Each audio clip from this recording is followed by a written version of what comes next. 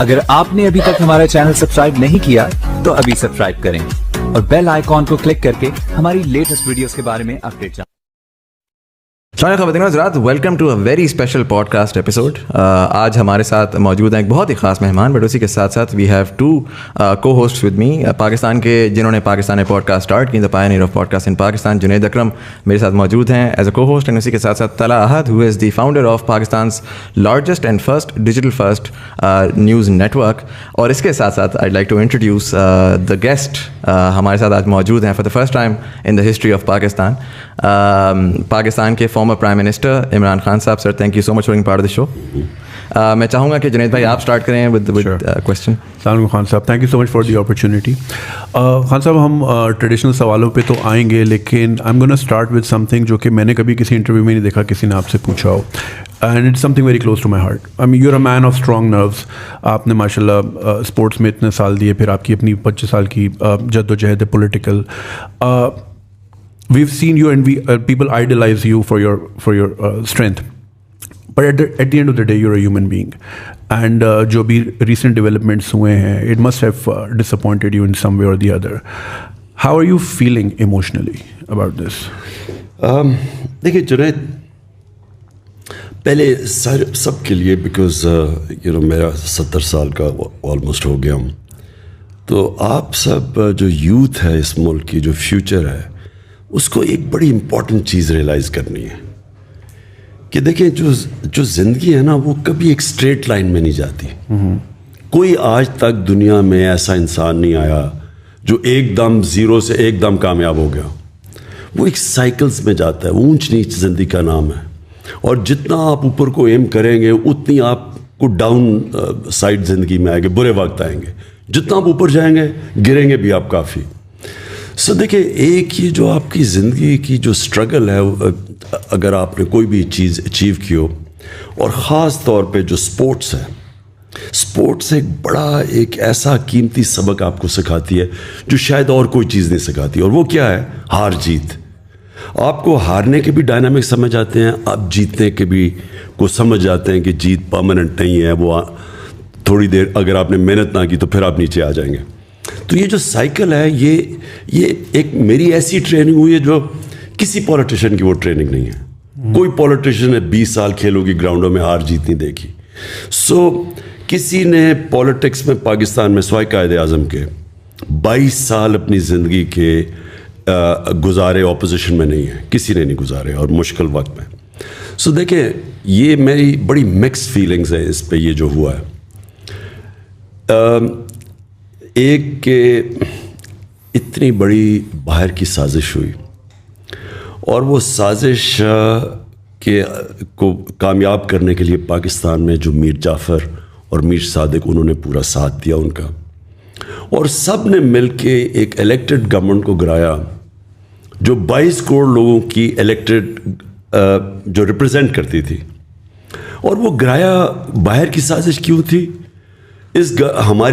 हमारी क्या कसूर था कि हम एक इंडिपेंडेंट फॉरेन पॉलिसी चलाना चाहते थे। देखिए, इंडिपेंडेंट का मतलब एंटी अमेरिकन नहीं है। मैं कभी भी, बल्कि मैं तो एंटी इंडियन भी नहीं हूँ, मैं तो बीजेपी और आरएसएस की जो रेसिस्ट पॉलिसी और जो कश्मीर में इन्होंने किया है उसके ख़िलाफ़ हूँ। लेकिन इंडिया में हर किस्म की सोच है, मेरी दोस्तियाँ भी बड़ी हैं, अमेरिका भी वैसा ही है, ट्रंप की एडमिनिस्ट्रेशन से मेरे बड़े अच्छे ताल्लुकात थे। बिल्कुल। लेकिन ये जो इन्होंने किया है, सिर्फ इन्होंने इसलिए किया कि मैं वो पॉलिसीज़ चाहता हूँ कि हमारी दोस्ती भी अमेरिका से रहे, लेकिन जो हमारे लोगों के मफादात है, हमारे जो इंटरेस्ट है, उनको कॉम्प्रोमाइज़ ना करूँ। मेरी नंबर 1 प्रायोरिटी 22 करोड़ पाकिस्तानी है।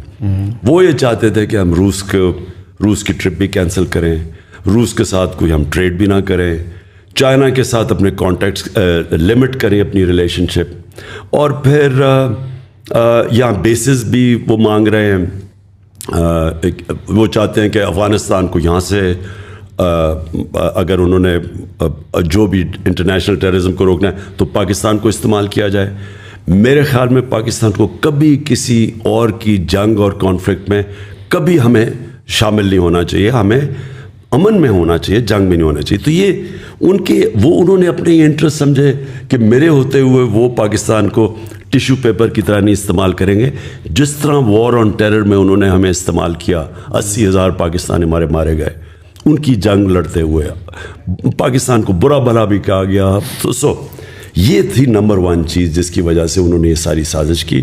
ان کو مل گئے یہاں ریسیپٹیو لوگ, اور ان لوگوں کے اندر وہ تھے جنہوں نے, اور یہ بائی دی وے یہ ماڈل اگر آپ فالو کریں جو انہوں نے پرائم منسٹر مصدق کو ایران میں گرایا تھا, تو وہ ایگزیکٹلی یہی چیزیں تھیں. پہلے انہوں نے پیسے چلائے میڈیا پہ, اس کو برا بھلا کیا, پھر انہوں نے مصدق کی جو پارٹی کے اندر پولیٹیشنز تھے ان کو خریدا, پھر جو اپوزیشن تھی اسے ڈیمونسٹریشنز کروائیں, جس طرح انہوں نے لانگ مارچ وغیرہ کی, وہ وہی ماڈل تھا. اور ایونچولی پھر پہلے سازش ہوئی اور پھر مداخلت کی. لیکن جو مجھے خوشی ہوئی وہ, اب یہ میں نے مکس فیلنگز کہا, میں نے کبھی پاکستانی قوم کو اس طرح اکٹھے ہوتے نہیں دیکھا. جو عموماً یہاں پرائم منسٹر جاتا ہے لوگ مٹھائیاں بانٹتے ہیں, یہ پہلی دفعہ میں نے دیکھا کہ قوم, میں خود بھی نہیں ایکسپیکٹ کر رہا تھا اس طرح نکلے گی جس طرح وہ سڑکوں پہ نکلی. جو جلسے 10 دنوں میں 3 بڑے شہروں کے اندر ریکارڈ جلسے ہوئے اور پبلک خود چل کے آئی. تو ایک طرح مجھے خوشی یہ ہے کہ میں اب دیکھ رہا ہوں کہ ہم ایک قوم بننے جا رہے ہیں. انفارچونیٹلی ابھی تک ہم قوم نہیں بنے, ہم بٹے ہوئے ہیں لوگوں میں, حصوں میں, فرقوں میں, صوبوں میں, لسانیت کے طور پہ کہ جی میں پٹھان ہوں, میں پنجابی ہوں, میں اردو اسپیکنگ وغیرہ.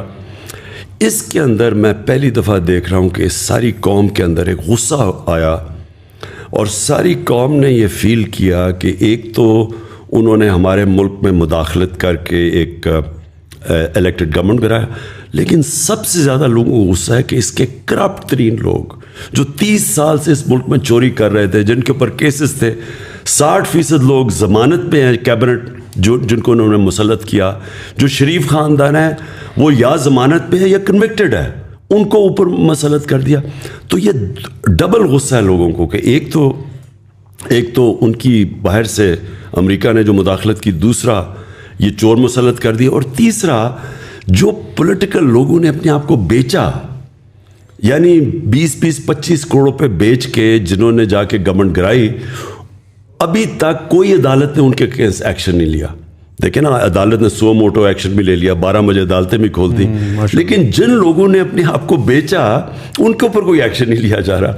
تو اس کی وجہ سے مجھے میں جو دیکھ رہا ہوں مومنٹم, یہ انپریسیڈنٹڈ ہے پاکستان میں. تو مکس فیلنگز, ایک طرف مایوسی اور دوسری طرف خوشی کہ شاید اس کی وجہ سے ایک وہ پاکستان بن رہا ہے جو قائد اعظم کا پاکستان, جو علامہ اقبال نے سوچا تھا پاکستان کا. So you're seeing this as a blessing in disguise, whatever happened? میں سوچ رہا ہوں کہ یہ جو اب اگلا پاکستان کا فیز آ رہا ہے, اور بائی دا وے اس کے اندر یہ جو چینج آیا ہے, اس کے اندر سوشل میڈیا کا بہت بڑا ہاتھ ہے, کیونکہ انہوں نے میڈیا کو تو کنٹرول کر لیا. آپ نے دیکھا ہمارے زبان میں کہتے ہیں جی میڈیا کے اوپر پابندیاں, اس باری کلیم ڈاؤن کیا میڈیا میں, سوائے 1-2 چینلز کے, اور ان کو ہم سلام کرتے ہیں. انہوں نے میڈیا کے اوپر پورا کنٹرول کیا, لیکن اس کے باوجود سوشل میڈیا کی وجہ سے اتنا شعور ہے, قوم اتنی بیدار ہو چکی ہے کہ آپ نے دیکھا کہ یہ مومنٹم بلڈ. اور جب انشاءاللہ میں یہ اسلام آباد حقیقی آزادی مارچ کی ڈیٹ دوں گا, میری ایک کنٹینشن ہے, میری ایکسپیرئنس ہے 26 سال کا پالیٹکس میں, کہ یہ سب سے زیادہ پاکستان کی تاریخ میں پبلک نکلے گی. So just adding to what Junaid Saab said, how do you feel about JKT and Aleem Khan? شروع میں آپ کے ساتھ بہت کلوزلی انہوں نے سپورٹ کیا ایٹ دیٹ ٹائم جب بالکل پی ٹی آئی ڈیولپ ہو رہی تھی, الیکشنز میں بہت زیادہ آپ کو آنے میں کیا, اور سڈنلی اس موقع کے اوپر they have change the sides, اور ابھی ملاقاتیں بھی ہوئیں. سو وہ ویژولس دیکھ کے وٹ واز یور فیلنگ؟ دیکھیں دونوں کی کنٹریبیوشن بڑی تھی. دونوں آج سے 11 سال پہلے پارٹی کے اندر آئے تھے. پارٹی یاد رکھیں 26 سال سے چل رہی تھی. تو جب پارٹی اٹھی, جب ہمارا مینار پاکستان میں 30 اکتوبر 2011 کو ایک دم ایکسپلوڈ کی پاکستان کی پولیٹکس میں پی ٹی آئی, تو دونوں اس کے بعد جوائن کیا, اور دونوں نے محنت بھی کی. جو مجھے ڈس اپوائنٹمنٹ ہوئی ان کے اوپر وہ یہ کہ انہوں نے محنت کی, لیکن کیا محنت کی اس آئیڈیل کے لیے جس کی وجہ سے میں 26 سال پہلے پولیٹکس میں آیا تھا. میری پاکستان میں ایک وہ آدمی جس کو اللہ سب کچھ دے چکا تھا. میں تو پولیٹکس میں ایک آئیڈیلزم لے کے آیا تھا کہ ہم نے ایک نیا پاکستان بنانا ہے جو ایک فلاحی ریاست بنے گی جدھر رول آف لا ہوگا, قانون کے سامنے سب ایک برابر ہوں گے. کیا ان کے وہی آئیڈیلز تھے؟ اور انفارچونیٹلی میں سمجھتا ہوں کہ ان کا اور مقصد تھا وہ پاور میں آنے کا, وہ ان کا وہ آئیڈیل نہیں تھا جو میرا تھا. میرے خیال میں وہ پاور میں وہ, اور وہ پھر واضح بھی ہو گیا, کیونکہ اگر ان کا وہ آئیڈیل ہوتا تو وہ آج ان لوگوں کے ساتھ نہ کھڑے ہوتے جن کو میں 26 سال سے کہہ رہا ہوں کہ ملک کے سب سے بڑے ڈاکو ہیں. میں تو بلکہ چوروں کی وجہ سے تو آیا تھا پالیٹکس میں. میں نے تو پہلے دن سے کرپشن کو مین ایشو اٹھا کے ان دونوں جو فیملیز ہیں جو لوٹ رہی تھیں ملک کو, ان کے خلاف آیا تھا. اگر آج وہ ان کے ساتھ چلے گئے ہیں تو اس کا مطلب کہ ان کا یہ تو آئیڈیل نہیں تھا رول آف لا. انصاف کی تحریک جو تھی, رول آف لا کا مطلب قانون کے سامنے سب ایک برابر. میرے خیال میں وہ بھی جب ان کا یہ نہیں تھا, وہ بھی سمجھتے تھے کہ پاور میں آ کے تو وہ پاور کی پریولیجز انہوں نے استعمال کرنی تھی. دیکھیں پاور میں آ کے پیسہ میری اگر بزنس ہو, میں پاور میں آ کے تو بڑے آرام سے پیسے بنا سکتا ہوں, میں ہر طرح پریویل کر سکتا ہوں. میں اگر میں ریل اسٹیٹ میں ہوں تو میں انلیگل زمین کو پاور میں آ کے لیگل کروا سکتا ہوں, گرین کو گرے کروا کے اربوں روپیہ بنا سکتا ہوں. میرے تو بڑا آسان ہے. آج اگر مثلا ملک ریاض پاور میں آ جائیں تو ملک ریاض تو دنیا کے سب سے امیر آدمی بن سکتے ہیں, کیونکہ پاور میں تو آپ کے پاس سب اپرچونیٹیز ہیں. سو بزنس اگر آپ نے کرنی ہے تو آپ علیحدہ رہیں. میری نظر میں اگر پولیٹکس کرنی ہے تو ایک ہائر آئیڈیل کے لیے آئے. میں نہیں ابھی اپنے لیے بنا سکتا تھا. نواز شریف نے جتنی دیر میں نے پرائم منسٹر رہا ہوں, نواز شریف تب تک 18 فیکٹریاں بنا چکا تھا. نیشنلائز بینک سے پیسے لے کے فیکٹریاں بنائی اور پھر وہ قرضے معاف کروا لیے. تو یہ تو چوری ہے, یہ بزنس نہیں ہے. تو میں سمجھتا ہوں کہ جو پاور میں آئے, اور انشاءاللہ اب جس کو میں ٹکٹ دوں گا اپنی پارٹی کے اندر, میں اس سے پہلے پلیج لوں گا کہ اگر آپ کوئی بزنس کرنا چاہتے ہیں پاور میں نہ آئیں. اگر آپ پاور میں آتے ہیں تو یہ نہ سمجھنا کہ میں آپ کی بزنس کو فائدہ کرواؤں گا اللیگلی. تو انفارچونیٹلی جہانگیر کا پھنس گیا ایشو وہ چینی کی, جب قیمتیں اوپر گئیں تو جب شوگر مافیا کے اوپر پہلی دفعہ انکوائری بٹھائی تو ادھر ڈفرینسز آ گئے. علیم خان کا یہ ہے کہ انہوں نے 300 ایکڑ زمین لے لی راوی کے اندر, وہ لیگل کروانا چاہتے تھے, اور راوی کے بیڈ کے اوپر اللیگل ہے زمین. پلس ان کے کیسز نیب میں بھی تھے, ان کے کیسز یہ پینڈوراز پیپر میں بھی ان کا نام آ گیا. تو وہ میرے خیال میں وہ میرے سے ایکسپیکٹ کرتے تھے کہ جب میں, کیونکہ ہم پاور میں ہیں تو ہم وہی چیزیں کریں جو نواز شریف اور یہ زرداری کرتے آئے ہیں کہ پاور میں آ کے سارے غلط کام جائز کروا دیں. تو ڈفرینسز ادھر سے ہوئے ہیں, اور اب وہ جدھر چلے گئے ہیں کلیئرلی یہ ہے کہ ان کے لیے کرپشن کوئی ایشو نہیں ہے. تھوڑا سا میں اس کا اگر زوم ان کروں, ظاہر آپ نے ایک بڑے لیول پہ تو آپ نے کہا کہ جیسے فورن کنسپریسی اور ایک یہ کہ باہر کی سازش ہے جس کے اندر جو ہے وہ دوسرے ملک ملوث ہیں. اگر میں لیکن تھوڑا زوم ان کروں پالیٹیشینس کو, چلے آئی انڈرسٹینڈ آپ کی پالیٹکس بھی یہ رہی ہے کہ politicians have been corrupt in Pakistan and it's easily believable as well. But then we saw کہ انسٹیٹیوشنز میں بہت ساری چیزیں ہوئی. ہم نے دیکھا رات کو عدالت بھی کھلی, ہم نے اور بہت ساری چیزیں دیکھی. ہم ٹویٹر پہ جاتے ہیں تو people are very aggressive towards institutions these days. آپ کا اس کے بارے میں اگر میں تھوڑا سا آپ سے پوچھوں کہ زوم ان کر کے, how do you feel about the judiciary and the establishment جو کنونشنل اسٹیٹس کو کنسیڈر ہوتی ہے؟ دیکھیں میں بڑا کانشیس ایک چیز کا ہوں کہ یہ ملک نے جب, اور میرے میں کوئی شک نہیں کہ یہ ملک نے بڑا عظیم ملک بننا ہے. میں آپ یہ کہیں گے کہ 3.5 سال میں نے رہ کے کیا ایکسپیرینس کیا, میں نے ریئلائز کیا کہ پاکستان کا جو پوٹینشیل ہے اس کو چھوٹا سا بھی 5% بھی ہم نہیں پہنچ رہے اس کے اوپر, کیونکہ اس میں پوٹینشیل بہت ہے. اللہ نے بڑی جدھر دیکھیں تو پوٹینشیل ہے اوپر آنے کا, ہر فیلڈ کے اندر پاکستان اوپر آ سکتا ہے. ہمارا پرابلم کیا ہے؟ رول آف لا نہیں ہے. ہمارا پرابلم یہ ہے کہ جو طاقتور ہے وہ اپنے آپ کو قانون کے نیچے نہیں لے کے آتا. سو جو اسٹرگل ہے اس وقت پاکستان کی وہ ہے انصاف کی. دیکھیں کوئی بھی دنیا میں آپ کوئی ملک لے لیں جدھر رول آف لا نہیں ہے, وہ غربت ہے. کوئی ملک لے لیں, ڈیولپنگ ورلڈ کا مسئلہ ہی رول آف لا نہ ہونے کا ہے. ہر ڈیولپنگ ورلڈ کے اندر ان کی جو رولنگ ایلیٹ ہے وہ پیسے چوری کر کے باہر, منی لانڈر کر کے باہر چلی جاتی ہے. جو فیکٹ آئی پینل کی رپورٹ ہے, سیکرٹری جنرل UN کے نیچے جو پینل بیٹھی تھی, $1.7 ٹریلین ہر سال, 1700 ارب روپیہ ہر سال غریب ملکوں سے چوری ہو کے, منی لانڈر ہو کے ویسٹرن کیپٹلز میں مے فیئر ٹائپ فلیٹس کے اندر آف شور اکاؤنٹس میں چلے جاتے ہیں. غریب ملک غریب ہوتے جا رہے ہیں, امیر امیر ہوتے جا رہے ہیں, کیونکہ وہ یہ پیسہ ادھر جب جاتا ہے ان کو تو نوکریاں وہاں ملتی ہیں, فائدہ ہوتا ہے. ہمارے ملک جدھر سے چوری ہو رہا ہے پیسہ وہ غریب ہو جاتا ہے. تو پرابلم کیا ہے, ہمارے پاس وہ انصاف کا نظام نہیں ہے جو طاقتور ڈاکو کو پکڑ سکے, وہ صرف کمزوروں کو پکڑتا ہے. اور اس لیے ہمارے نبی صلی اللہ علیہ وسلم نے, اس لیے انہوں نے یہ کہا تھا کہ جب ایک پریویلیج عورت تھی, قریش کی عورت, انہوں نے کہا جی اس کو سزا نہ دیں, تو انہوں نے تب کہا تھا, کیونکہ یہ تو جب قریش کی عورت ہے, اس نے جب چوری کی تھی, انہوں نے کہا کہ قوم تب تباہ ہوتی ہے جب چھوٹے چور کو آپ جیل میں ڈالیں اور طاقتور کو آپ NRO دے دیں, یعنی آپ چھوڑ دیں. یہ انہوں نے تب کہا تھا. آج ساری ڈیولپنگ ورلڈ کے اندر ایشو یہ ایک ہے کہ وہ طاقتور وائٹ کالر کرمنل کو نہیں پکڑ سکتے. ان کا جو سٹرکچر سارا بن گیا ہے, وہ یا پیسے ہوتے ہیں, پاورفل ہوتے ہیں, بچ جاتے ہیں. ابھی ساؤتھ افریقہ میں انہوں نے ایکس پریزیڈنٹ کو پکڑنے کی کوشش کی, وہاں جناب اس نے لوگ سڑکوں پر لگائے, کوئی 1200 لوگ مار گئے, وہ باہر پھر رہا ہے. تو جرت ان میں مورل اتھارٹی نہیں ہوتی طاقتور کو پکڑنے کی. تو ہمارا ایشو کیا ہے, میں یہ چاہتا ہوں کہ ہمارے جو ادارے ہیں وہ جب تک ان کے اندر یہ چیز نہیں آئے گی, مشنز ان کی, جب تک ان کے اندر یہ جہاد کا جذبہ نہیں آئے گا کہ طاقتور کو جیل میں ڈالے, ان کو جب پکڑے. یہ ایشو یہ ہے پاکستان کا. ہمارے جو بڑے انسٹیٹیوشن جو کر سکتے ہیں, میں نے 3.5 سال میں کیا دیکھا. اب ہم کیا کہ عدلیہ آزاد ہے, ہم تو کچھ نہیں کر سکتے تھے. نیب آزاد ہے, نیب ہمارے کنٹرول میں نہیں تھی. تو ہم کیا کرتے تھے, اب یہ شہباز شریف کا اوپن اینڈ شٹ کے ساتھ 16 ارب روپیہ پکڑا گیا ہے اس کے نوکروں کے نام پہ, جو FIA نے پکڑا. ہم وہ اس کو کنوکٹ ہی نہ کروا سکیں. یہ سال پہلے انگلینڈ میں ہوتا, ابھی تک 1.5 سال پہلے یہ جیل میں ہونا تھا. وہ کبھی اس کی کمر میں درد ہے, کبھی وہ بینچ ٹوٹ جاتا تھا, کبھی کچھ. ہمارا جو انصاف کا نظام تھا وہ پکڑتا ہی نہیں تھا اس کو. یہ ساروں کے جو کیس ہیں, ایک میں مزامل کمپلیٹ کر لوں. 95% جو کیسز ہیں نیب کے اندر وہ ہمارے زمانے کے پہلے سے ہیں. اس 3.5 سال میں وہ کنوکٹ نہیں ہو سکے. سو یہ آپ کو کیا چیز سامنے آتی ہے؟ سامنے ہی آتی ہے کہ ہمارے اداروں میں کیپبلٹی نہیں ہے اور ول نہیں ہے پکڑنے کی.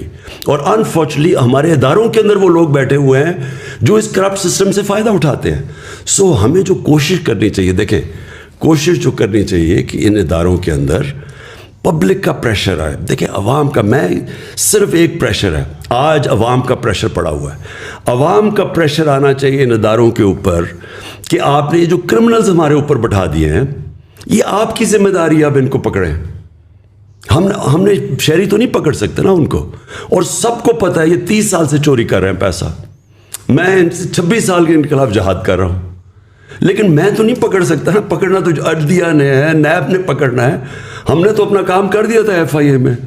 اب ان کو ساروں کو NRO 2 مل گیا. پہلے مشرف نے NRO 1 دیا, اب یہ NRO 2 مل گیا ان سب کو. ڈو یو تھنک کہ دیکھیں یہ تو چلیں آئی انڈرسٹینڈ, آپ نے کہا کہ ایک مورل وہ ہوتی ہے, اپنے اندر ایک سوچ ہوتی ہے جس کے تھرو یہ کریں گے.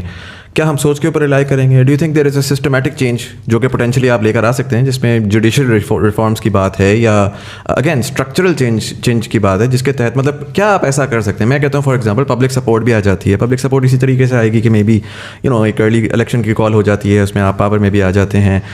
ازیوم کرتا ہوں کہ آپ پاور میں آ جاتے ہیں. What differently can you do اگر تو آخر میں انصاف کا یہی نظام ہے اور آپ کے پاس کوئی مینڈیٹ ہی نہیں ہے اس کو؟ دیکھیں جب آپ پاور میں آتے ہیں نا اچھی میجورٹی سے, آپ قانون چینج کر سکتے ہیں. آپ قانون وہ بدل سکتے ہیں, ہر جو قانون رکاوٹ بنے ہوئے ہیں ان کو جو بچاتے ہیں. جو میں نے سیکھا 3.5 سال میں, میں کنونسڈ ہوں کہ اگر صحیح معنی میں میجورٹی نہیں ملے گی, میں پاور میں آنا ہی نہیں چاہتا. کیونکہ اس کا مطلب اس باری ہاتھ بندھے ہوئے تھے, ہر جگہ ہم جکڑے پھنس جاتے تھے. ہمارا ادھر سے قانون ہم لے کے آتا تھا, وہ سینٹ میں پھنس جاتا تھا جا کے. اچھا وہاں آتا تھا ہم وہ قانون ہی نہیں بدل سکتے تھے ان کو. اب ہم کرمنل لا ریفارمز ہم لے کے آئے کہ جلدی سسٹم ہو, لیکن وہ ہمارے پاس طاقت نہیں تھی کہ ہم ان کو انفورس کر سکتے. ہم نے سول پروسیجر کوڈ کی کہ 1 سال سے زیادہ زمین کا کیس نہیں چل سکتا, سارے سول 1 سال میں فیصلہ ہوں گے, لیکن وہ ہر جگہ کے اسٹے آرڈر مل جاتا تھا. ریگولیٹرز, میں آپ کو مثال دیتا ہوں کتنی فرسٹریٹنگ تھی. اب ریگولیٹرز ہیں, ریگولیٹر کا مطلب اب یہ مثلا شوگر مافیا ہے, سیمنٹ کے اندر کارٹلز بنے ہوئے ہیں, بڑے بڑے کارٹلز بنے ہوئے ہیں, آئل مارکیٹنگ کمپنیز کے کارٹل ہیں, اور ان کو پروٹیکٹ کون کرتا ہے عوام کو ان کارٹل سے؟ Competition commission. کمپٹیشن کمیشن کا یہ حال تھا کہ 11 سالوں سے ان کے اندر سٹے آرڈرز پھنسے ہوئے تھے. یعنی جو یہ بڑے کارٹلز تھے انہوں نے اسی کے ہاتھ باندھ دیے تھے کمپٹیشن کمیشن کے, تو وہ جا کے سٹے آرڈر لے لیتے تھے. 800 سٹے آرڈرز ہیں, 8 ہم نے ٹاپ ریگولیٹرز کے جن کا کام ہے عوام کی انٹرسٹ کو پروٹیکٹ کرنا. 8 ریگولیٹرز کے اوپر 800 سٹے آرڈرز تھے. 250 ارب روپیہ پھنسا ہوا تھا ادھر, وہ فیصلے نہیں ہوتے تھے. تو یہ شوگر مافیا کے ہم نے جب انکوائری کی ان کے اوپر, وہ سارے جا کے انہوں نے وہ پھنسے ہوئے ہیں, وہ عدالتوں میں کیس چل رہے ہیں. سو ہمیں جب تک آپ کے پاس پاور نہ ہو, آتے ساتھ ہی لیجسلیشن کریں, ٹائم لمٹ کریں, ان کو فورس کریں. اور پاور سے جب آپ کو یہ فکر نہیں ہوتی کہ آپ کی گورنمنٹ کو کوئی ٹاپل کر دے گا, جب پاور سے آتے ہیں تب آپ یہ ساری چیزیں کر سکتے ہیں. سو اس لیے میں نے یہ آپ کو کہا کہ انشاءاللہ اگر باری ملی تو پاور سے ملے تاکہ ہم یہ ساری چیزیں بڑے بڑے کارٹلز مافیاز کو ٹیک آن کر سکیں. اچھا خان صاحب, آپ نے obviously you have an I for talent. آپ کو پتہ ہے وسیم اکرم کو کب اوور دینا ہے, 1 ڈاؤن پہ کس کو بھیجنا ہے. سو آپ کے اندر ایک ہی چیز ہے, اوبویسلی وہ لیپس ہوا جب آپ JKT صاحب اور علیم خان صاحب, آپ کے پاس ٹائم بھی کافی تھا to scrutinise, but obviously human error is available, ہو جاتا ہے. اگر ابھی آپ ارلی الیکشن میں جاتے ہیں, so do you think you have enough time 3 مہینے میں کہ آپ اس طرح کے سچے اور کھرے لوگ بھی ڈھونڈ پائیں اور آپ کو پھر الیکٹیبلس کی طرف نہ جانا پڑے, کیونکہ پھر اس کے بعد آپ دوبارہ پھر ویسے ہی بلیک میل ہوں گے جس طرح ابھی اس بار ہوا. تو ڈو یو تھنک 3 مہینے کا time is enough to find those candidates اور پھر ان سے پلیج لینا یا ان کی اسکروٹنائز کرنا؟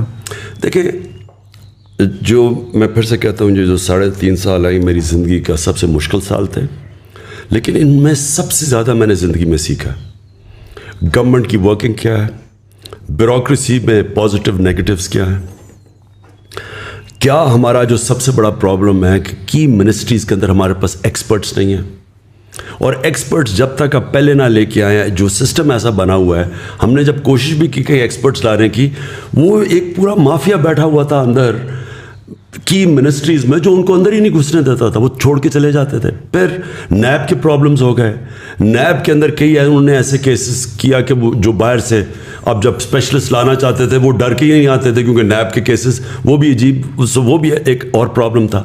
وہ یہ ساری چیزوں کی ہم نے اب دیکھا, تو ہمیں باہر سے کئی ایریاز میں کی منسٹریز میں ایکسپرٹس ابھی سے ہی ہم وہ ان کو ڈھونڈ رہے ہیں کہ ہم جب آئیں تو ہمارے پاس ایکسپرٹس ہوں. ہمارے پاس وہ ایکسپرٹیز نہیں ہے.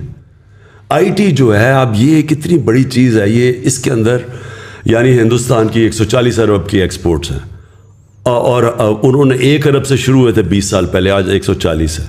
ہمارا ذرا ہم نے آ کے پہلی 75% انکریز ہماری IT ایکسپورٹس کے ہوئی ہیں ہمارے 2 سالوں میں, صرف ہم نے ریگولیشن. لیکن اس کے لیے بھی آپ کو ایکسپرٹس چاہیے. دنیا پاکستانی سلیکن ویلی میں ایسے پاکستانی ہیں جن سے ہماری بات چیت چل رہی ہے. سو دیرفور کئی منسٹریز میں آپ کو پروفیشنلز اور ایکسپرٹس باہر سے لانے پڑیں گے, اندر ایگزسٹ نہیں کرتے, نمبر 1.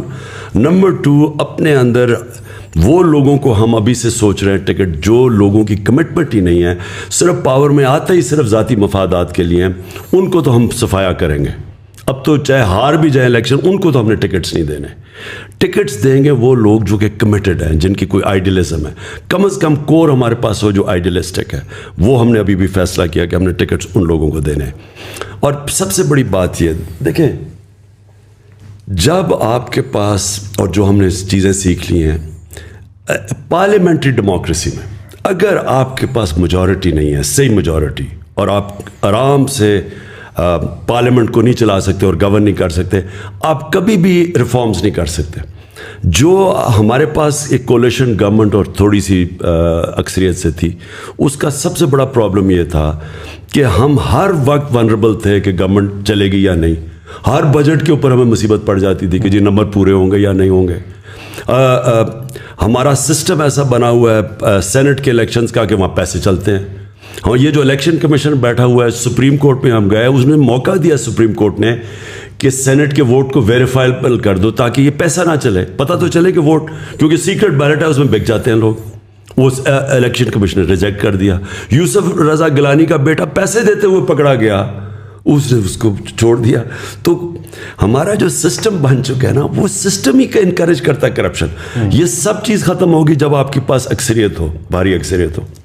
خان صاحب, دوسرا آپ کو کیا لگتا ہے کہ اسٹیبلشمنٹ کے ساتھ واٹ وینٹ رانگ, مطلب پورا بیانیہ جو پچھلے 3-4 سال میں ہم لوگ سن رہے تھے کہ پہلی دفعہ فوج اور حکومت ایک پیج کے اوپر ہے, اور پچھلے 3-4 مہینے تک بھی یہی والی چیز تھی. سو اچانک آپ کے خیال سے کوئی ایسا ایونٹ ہوا ہے جس کی وجہ سے چیزیں فلپ ہوئی ہیں؟ آپ کو پرسنلی کیا لگتا ہے؟ دیکھیں, ایک چیز کہا جاتا ہے کہ جی وہ جنرل فیض کے اوپر سارا کچھ کوئی بدمزگی ہوئی ہے. میں پہلے کلیئر کر دوں, یہ اور وہ سارا کہ جی آرمی چیف بنانا چاہتا ہے عمران خان جنرل فیض کو, یہ ادھر سے شروع ہوا. دیکھیں, یہ جو آرمی چیف نواز شریف اپنا بنانا چاہتا تھا اور اس نے بنائے بھی, اور پھر آپ کو سب کو پتہ ہے کہ کیا ہوا, اس نے آرمی چیف سیک بھی کیا, اس نے پھر وہ جنرل مشرف کا, وہ جنرل ضیاء کا, اس نے اس کو اپوائنٹ کر دیا, پھر وہ کو ہو گیا. یعنی یہ جنرل پہلے نواز شریف کا مسئلہ کیا تھا, کیوں وہ سارا وقت اس کی آرمی چیف سے لڑائی رہتی تھی؟ کیونکہ وہ آرمی کو کنٹرول کرنا چاہتا تھا, وہ آرمی کو پنجاب پولیس بنانا چاہتا تھا. وہ کیوں بنانا چاہتا تھا؟ کیونکہ اس نے سارے پاکستان کے اداروں کو کنٹرول کر لیا تھا. سارے پاکستان کے جو ادارے جو اس کو چیک کر سکتے تھے, FBI تھی, نیب تھی, یہ سب اس کے کنٹرول میں تھے. عدلیہ کو بھی وہ کنٹرول کر کے بیٹھا ہوا تھا. جب ایک چیف جسٹس اس کے کنٹرول میں نہیں تھا تو ڈنڈوں سے اس نے سپریم کورٹ کے اوپر حملہ کیا تھا, جسٹس سجاد علی شاہ کے, اور پھر پیسے دیتا تھا ججز کو. جو کوئٹہ بینچ کو پیسہ چلا وہ سارا جسٹس سجاد علی شاہ نے اپنی کتاب میں لکھا ہوا ہے کہ کیسے وہ جا کے رفیق تارڑ اور شہباز شریف نے جا کے جج خریدے کوئٹہ کے اندر. یہ سارا تاریخ کا حصہ ہے. اس کا پرابلم کیا ہوتا تھا کہ فوج ایک ادارہ تھا جس کو وہ کنٹرول نہیں کر سکتا تھا, تو اس کی کوشش ہوتی تھی اپنا آرمی چیف بٹھانے کی, کیونکہ اس کا ڈر یہ ہوتا تھا کہ وہ ایک کمپلیٹ پاور چاہتا تھا. اور دوسرا, وہ جو چوری کر رہا تھا پاکستان کا پیسہ منی لانڈر کر کے باہر بھیجتا تھا, وہ فوج کو پہلے پتہ چل جاتا تھا, کیونکہ ISI کے پاس ساری رپورٹ آ جاتی تھی. تو اس سے وہ ونربل فیل کرتا تھا, اس لیے کنٹرول کرتا تھا. میرا کبھی نہ فوج سے کوئی ایشو ہوا ہے, کیونکہ میں نے نہ کبھی مداخلت کی ہے, نہ میں نے کبھی سوچا کہ میں کبھی اپنا آرمی چیف لے کے آؤں. یہ میرا ہمیشہ فوج کا کہ میں یہ سمجھتا تھا کہ فوج کے ادارے کو مضبوط ہونا چاہیے. میں چاہتا تھا کہ پولیس کا ادارہ مضبوط ہو, میں جوڈیشری کے ادارے کو مضبوط چاہتا ہوں. میں نے کبھی جوڈیشری میں کوئی مداخلت نہیں کی. میں نے پولیس سے کبھی کسی پولیس جتنے بھی IGs آئے ہیں پنجاب کے, KP کے, ہمارے نیچے, کسی سے پوچھیں, ایک کو میں نے نہیں کہا انتقامی کارروائی کرو, جھوٹے پیپرز بناؤ. سندھ کے اندر سب کے اوپر جھوٹی FIRs ہے. ابھی انہوں نے ہمارے اوپر جھوٹی FIR پھر بنا دی ہے, پہلے انہوں نے بنائی تھی. مجھے ایک آدمی بتائیں جس کے اوپر ہم نے کوئی جھوٹی FIR اپنے زمانے, کیونکہ جب آپ پولیس سے غلط کام کرواتے ہیں وہ اپنے بھی کرتی ہے. بیوروکریسی کے کبھی کوئی مجھے کہے کہ میں نے بیوروکریٹ کو کہا کہ تم غلط کام کرو, کیونکہ ملک چلتے ہیں مضبوط اداروں پہ. لہٰذا میرے کبھی بھی خیال نہیں تھا کہ میں فوج کے اندر انٹرفیئر کروں. میرا صرف ایک ایشو تھا, مجھے یہ پتہ چل گیا تھا ایک کہ یہ افغانستان کے اندر, میں پچھلی گرمیوں کی بات کر رہا ہوں, کہ افغانستان میں پاسبلٹی سول وار کی. مجھے ڈر یہ لگا ہوا تھا کہ اگر, کیونکہ افغان اور طالبان کی جب امریکن جائیں گے وہاں سول وار ہوگی, اس کا فال آؤٹ آنا تھا پاکستان کے اوپر. فال آؤٹ پھر بھی آیا, ہمارے کئی فوجی پتہ نہیں کتنے شہید ہوئے ہیں جب سے جو آزاد ہوا افغانستان. تو میں چاہتا تھا کہ اس وقت جو ہمارے ISI کا چیف تھا وہ 5 سال سے تھا, میں چاہتا تھا کہ یہ سردیوں میں جو سب سے ہمارا مشکل ٹائم ہے اس کو ہونا چاہیے. سیکنڈلی مجھے پتہ چل گیا تھا یہ پوری انٹریگ کر رہے ہیں نون لیگ والے, اور یہ ان کی پوری کوشش تھی یہ ساری سردیوں میں یہ جو انہوں نے کیا ہے. یہ پچھلی مجھے جولائی سے پتہ چلنا شروع ہو گیا تھا کہ انہوں نے پورا پلان بنایا ہوا گورنمنٹ گرانے کا. تو میں نہیں چاہتا تھا کہ ہمارا جو انٹیلیجنس چیف چینج ہو جب تک کہ سردیاں نہ نکلے. میں نے تو اپنی کیبنٹ میں تو یہ اوپنلی کہا تھا, یہ چھپی بات نہیں ہے, میں اوپنلی یہ کہہ رہا تھا کہ جب مشکل وقت ہے تو آپ اپنا مین جو آپ کا انٹیلیجنس چیف ہے اس کو چینج نہیں کرتے, کیونکہ اسی وہ آئیز اور ایئرز ہے گورنمنٹ کی. تو یہاں یہ چلا گیا, یہ تاثر یہ دیا جا رہا ہے کہ میں وہ اس لیے اسے رکھ رہا تھا, میں جنرل فیض کو آرمی چیف بنانا چاہتا تھا. میں نے آج تک, مجھے یہ قوم جانتی ہے 40 سال سے, جب میں کرکٹ کیپٹن تھا, کرکٹ کیپٹن سے پہلے بھی جانتے. آج اگر کوئی مجھے یہ کہہ دے کہ عمران خان نے کبھی میرٹ کے خلاف کچھ کیا, میں 10 سال کرکٹ کیپٹن تھا, سب کو پتہ ہے کہ میرے ज़مانے میں کبھی میرٹ وائلیٹ نہیں ہوئی. میں نے شوکت خانم بنایا, آج پاکستان کی پریمیئر انسٹیٹیوشن ان ٹرمز کے انٹرنیشنلی ریکگنائزڈ ہے. جوائنٹ کمیشن انٹرنیشنل دونوں ہاسپٹلس کو انہوں نے سرٹیفائی کیا ہوا ہے, وچ مینس 4 پاکستان میں ہاسپٹل جن کو انٹرنیشنل سرٹیفکیشن ہے. آج مجھے بتایا کہ کبھی شوکت خانم کے اندر سوائے میرٹ کے کچھ میں نے کیا ہو. نمل یونیورسٹی میں نے بنائی, اس کے اندر سارا میرٹ ہے, کوئی میرے رشتہ دار ان کو نہیں لے کے آیا, میرٹ پہ جو آتا ہے. میں نے کبھی, میں یہ سوچ بھی نہیں سکتا کہ آرمی چیف کے اوپر سوائے میرٹ کے میں کوئی اور فیصلہ کروں. میرا تو کوئی انٹرسٹ ہی نہیں ہے, مجھے تو کوئی اپنی کرپشن نہیں چھپانی, مجھے تو کسی سے کوئی خوف نہیں ہے. میں تو چاہوں گا کہ میری فوج کا ادارہ مضبوط ہو. تو یہ پھر پھیلایا گیا کہ عمران خان اپنا آرمی چیف لانا چاہتا ہے اور جنرل فیاض, یہ بعد میں ساری چیزیں کہیں گئی ہیں. میرے ذہن میں یہ کبھی نہیں تھا. لیکن آپ کو لگتا ہے کہ اس کے علاوہ بھی کوئی بات ہوئی ہے جو ابھی تک پبلکلی نہیں آئی؟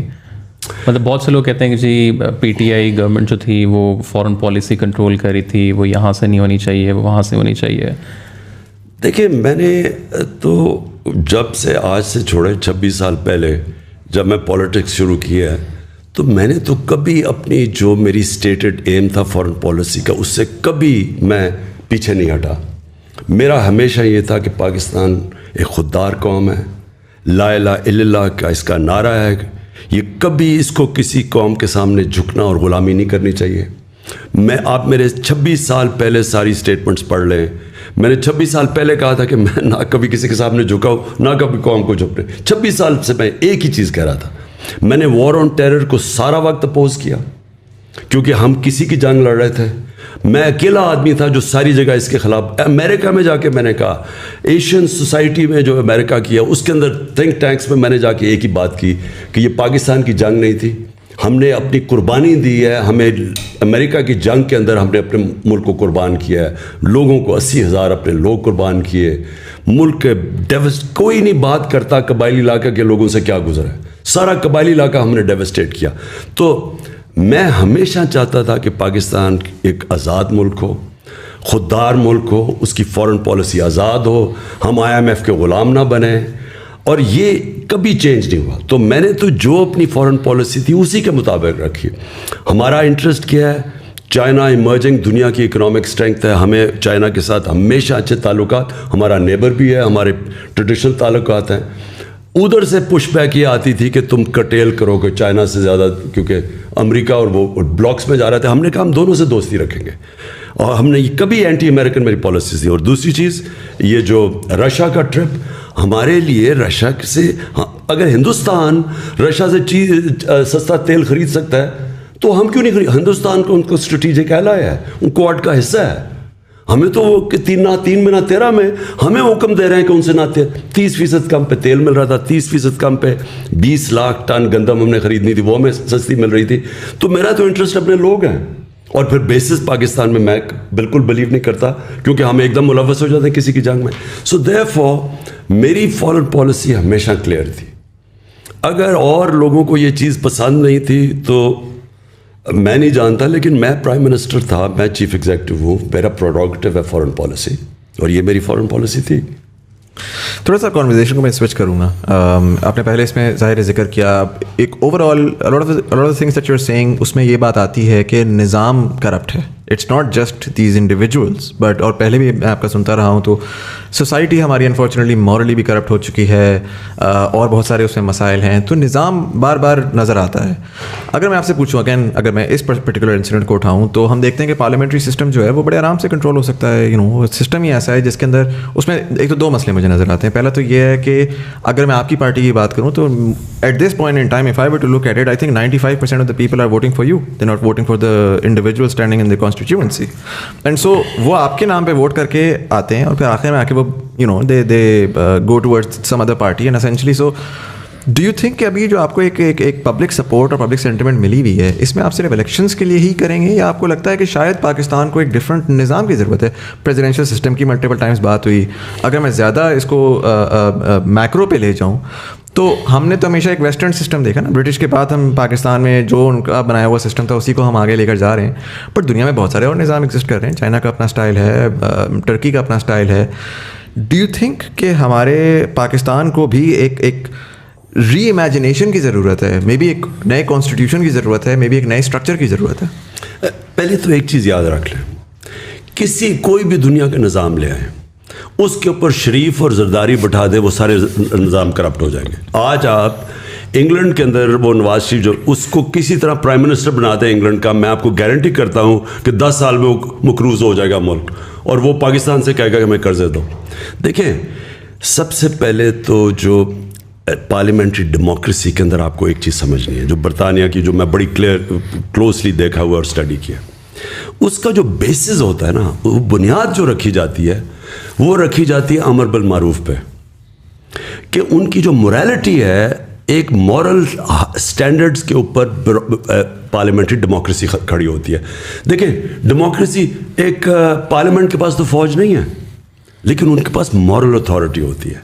جس وقت آپ کی ڈیموکریسی میں مورل اسٹرینگتھ چلی جاتی ہے, اس وقت ہمارے ملک میں ہمیشہ فوج آتی ہے اور لوگ مٹھائیاں بانٹتے ہیں, کیونکہ جب وہ کھو بیٹھتے ہیں نا اپنی اخلاقی جواز, کیونکہ ڈیموکریسی چلتی اخلاقیات کے اوپر ہے. کیوں یہ پہلی دفعہ ہوا ہے کہ ایک دفعہ ایک گورنمنٹ کو گرایا گیا اور لوگ سڑکوں پہ آ گئے؟ کیونکہ ہماری گورنمنٹ نے اخلاقی جواز نہیں کھویا تھا. عمران خان کوئی کرپشن نہیں کر رہا تھا, ہم کوئی یہاں سے پیسے چوری کر کے باہر نہیں لے کے جا رہے تھے. اس لیے لوگوں کو ایک غصہ آیا کہ باہر کی مداخلت اور اندر سے میر جعفروں نے گرا دی, اس لیے پبلک نکلی. تو نمبر 1 ایک چیز پلیز یہ یاد رکھ لیں کہ ویسٹ منسٹر ڈیموکریسی اس لیے چلتی ہے کہ وہاں تصور ہارس ٹریڈنگ کا نہیں ہے.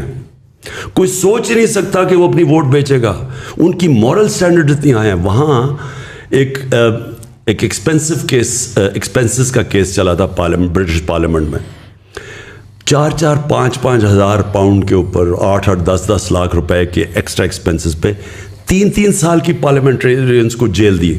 اور جج جب جیل میں کہہ رہا تھا تو اس نے کہا کہ میں تمہیں اس لیے جیل رہا ہوں کیونکہ تم پارلیمنٹ پبلک ریپریزنٹیٹیوز ہو, تمہارا جو مورل سٹینڈرڈ ہے وہ عوام سے زیادہ اوپر ہے. تو اس نے ان کو 3 سال کی جیل ڈال دی. سب سے پہلے یہ یاد رکھیں کہ جو ہمارا ظلم ہوا ہے نا, ہمارا سارا سسٹم ہے, ہمارے اوپر جب کرمنلز آ کے بیٹھ گئے, انہوں نے سارے سسٹم کو پہلے تو ڈسٹروائے کیا. کیونکہ میں کیسے چوری کروں گا اگر نیب انڈیپینڈنٹ فنکشن کر رہی ہے, اگر FBR انڈیپینڈنٹ, FIA قانون کے مطابق چل رہی ہے, میں نہیں کر سکتا. تو مجھے پہلے ان کو اپنے لوگ بٹھا کے ان کو ختم کرنا. اب یہ FIA کو ختم کر رہا ہے نا, 16 ارب کے کیسز ہیں شہباز شریف کے اوپر. آتے ساتھ ہی جو لوگ انویسٹیگیٹر سب کو فارغ کر کے اپنے لوگ اوپر آ کے بٹھا دیے, اب اپنے کیسز صاف کرے گا. اب FIA اس کے بعد کیا کرے گی؟ FIA کی ساری جتنی FIA کی کمپٹنس کریڈیبلٹی ختم ہو جائے گی. اب FIA ایک ٹول بن جائے گا لوگوں کے اوپر جھوٹے کیسز کرنے کا, جو کر رہے ہیں اب ہمارے اوپر. تو نمبر 1 پلیز ایک چیز یہ دیکھیں, میں جو لوگوں کو اس وقت نکالوں گا انشاءاللہ, لوگوں کو میں نے ایک چیز بتانی ہے. جو مدینہ کی ریاست کی بنیاد رکھی گئی تھی ہمارے نبی صلی اللہ علیہ وسلم میں, وہ امر بالمعروف پہ تھے. قوم کو حکم دیا تھا کہ تم نے کھڑا ہونا ہے رائے حق پہ اچھائی کے ساتھ, اور ساری قوم کو حکم دیا تھا تم نے سب نے مل کے برائی کو کنڈیم کرنا ہے. یہ آج آپ اسکینڈینیویا میں چلے جائیں, آج آپ سوئٹزرلینڈ میں چلے جائیں. سوئٹزرلینڈ میں یہ حال ہے کہ آج آپ سڑک پہ چلتے چلتے کاغذ پھینک دینا سڑک پہ, جو شہری ہوگا وہ آ کے کہے گا کہ آپ نے یہ کیا کیا. شہری آپ کے اوپر کہیں گے کہ آپ نے غلط کام کیا ہے. یہ امر بالمعروف تھا. یہ مدینہ کی ریاست اس پہ کھڑی ہوئی تھی. ہمارے ادارے کہتے ہیں کہ جناب ہم نیوٹرل ہیں. نیوٹرل کی اللہ نے اجازت ہی نہیں دی کسی کو. آپ یا حق کے ساتھ کھڑے ہیں یا باطل کے ساتھ کھڑے ہیں, آپ نیوٹرل نہیں ہو سکتے. تو یہ کہنا, آپ دیکھ رہے ہیں بڑے بڑے ڈاکو کے اوپر بیٹھ گئے ہیں اور کہ جی میں تو نیوٹرل ہوں. نیوٹرل انسان کو اللہ نے اجازت نہیں دی. آپ جب اگر آپ حق اور باطل کی جنگ میں آپ نیوٹرل ہو جائیں, اس کا مطلب آپ باطل کا ساتھ دے رہے ہیں. اس پہ اگر میں جو پرٹیکولرلی لاسٹ بات ہے آپ کی, کہ اگر آپ ادارے نیوٹرل ہیں, نظام کرپٹ ہے, اوپر آ کے یہ دوسری ایک گورنمنٹ ہے, آپ کہہ رہے ہیں کہ وہ آ کے اپنے بندے بٹھا رہے ہیں, ECP کے چیئرمین آپ کہہ رہے ہیں کہ جی اینٹی PTI ہیں. یعنی ECP کا جو الیکشن کمیشن کا جو چیئرمین ہے, یہ اس سے زیادہ بائسڈ آدمی آیا ہی نہیں ہے پاکستان میں. اس سے سب سے بڑی بات میں آپ کو بتاؤں, جب عدالت کے اندر انہوں نے اس نے جا کے اسٹیٹمنٹ دی 7 مہینے سے پہلے میں الیکشن نہیں کروا سکتا, عدالت کو اس دن اس کو فارغ کر دینا چاہیے تھا. کانسٹیٹیوشن کے اندر لکھا ہوا ہے کہ 3 مہینے میں الیکشن کمیشن نے الیکشن کروانے کی تیاری رکھنی چاہیے. 90 ڈیز سے زیادہ اگر گورنمنٹ آج جاتی ہے تو 90 ڈیز میں آپ کو الیکشن کروانا ہے. یہ کس منہ سے کہہ رہا تھا مجھے 7 مہینے دو؟ اس کا مطلب کہ یہ کمپٹنٹ, اس کو اس دن سیک کر دینا چاہیے تھا. اس نے اس لیے کیا کیونکہ اس نے یہ گورنمنٹ کا موقف جو تھا شہباز شریف وغیرہ کا کہ جناب ابھی الیکشن نہیں ہونے چاہیے, تو اس نے ان کا ساتھ دیا ہے. نہیں بٹ سو مائی کوشچن ہے کہ میں کہتا ہوں ٹھیک ہے ای سی پی یا الیکشن کمیشن کے چیئرمین جو ہیں وہ بھی بائسڈ ہیں, آپ کے جو ہیں وہ ادارے بھی نیوٹرل ہیں, پبلک سپورٹ ہے undoubtedly, and we've seen that in جلساز throughout Pakistan as well, and social media کے پہ بڑا ایویڈنٹ ہے. What makes you so sure کہ آنے والی الیکشن جو ہے وہ آپ you even have a fighting chance then, because lot of your supporters are just like یار فائدہ ہی نہیں ہے, یہ تو ٹائم ضائع ہے, یہ تو ٹھیک ہے ہم ساری اپنی نوائز نکال لیں گے, لیکن at the end of the day جب پورا نظام اگر کرپٹ ہے تو what's is it even worth fighting for? نظام میں انسان بیٹھے ہوئے ہیں, وہ سارے انسانوں کے گھروں میں بیوی بچے ہیں, وہ سارا اس وقت جو بیوی بچے ہیں وہ سارے کھڑے ہو گئے ہمارے ساتھ آ کے. یہ جو پبلک ہے ان کے اندر اس طرح اتنا بڑا چینج آیا ہے کہ کوئی بھی نہیں ایکسپیکٹ کر رہا تھا. جو سازش کر رہے تھے وہ یہ ایکسپیکٹ ہی نہیں کر رہا تھا کہ اس طرح پبلک سڑکوں پہ کھڑی ہو جائے گی. انہوں نے تو سوچا تھا مٹھائی بانٹنے کی. انہوں نے کیا انہوں نے ایک کیریکٹر اسیسینیشن پوری کیمپین تیار کی. انہوں نے کرنا کیا تھا, انہوں نے کہنا جیسے اس کو ہٹانا ہے, پہلے تو لوگوں نے کہنا ہے کہ اتنا ان پاپولر ہو گیا کیونکہ انہوں نے میڈیا پہ پوری کیمپین چلائی ہوئی تھی. مصدق کے اگینسٹ پہلے میڈیا پہ کیمپین چلی تھی, پیسے CIA نے پیسے خرچ کر کے کیمپین چلائی تھی. اور جب وہ کیمپین چل پڑی, پھر جب اس کو ہٹانا تھا تو لوگوں نے خوش ہونا تھا, اور پھر اس کی باقاعدہ کیریکٹر اسیسینیشن کرنی تھی جو انہوں نے تیار کی ہوئی ہے کیمپین. یہ ایکسپیکٹ ہی نہیں کر رہے تھے کہ پبلک اس طرح کھڑی ہو جائے گی. تو یہ خود شوق میں, اور یہ بھی نہیں ایکسپیکٹ کر رہے تھے کہ اداروں کے اندر لوگ سارے ہمارے ساتھ کھڑے ہو گئے ہیں.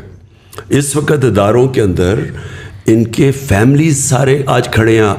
میں کیوں سمجھتا ہوں کہ اس وقت جو چینج آئے گا, یہ میں پہلی دفعہ اپنے 26 سال کی پولیٹکس میں, بلکہ اپنی زندگی میں نے کبھی اتنا بڑا چینج جو اب آ رہا ہے میں نے کبھی ایسا نہیں دیکھا. خان صاحب, ابھی آپ مورل اسٹینڈنگ کی بات کر رہے تھے, مجھے تھوڑا چیزوں کو گراس روٹ پہ اس پرسپیکٹو سے دیکھنا مجھے ذرا پریفر کرتا ہوں.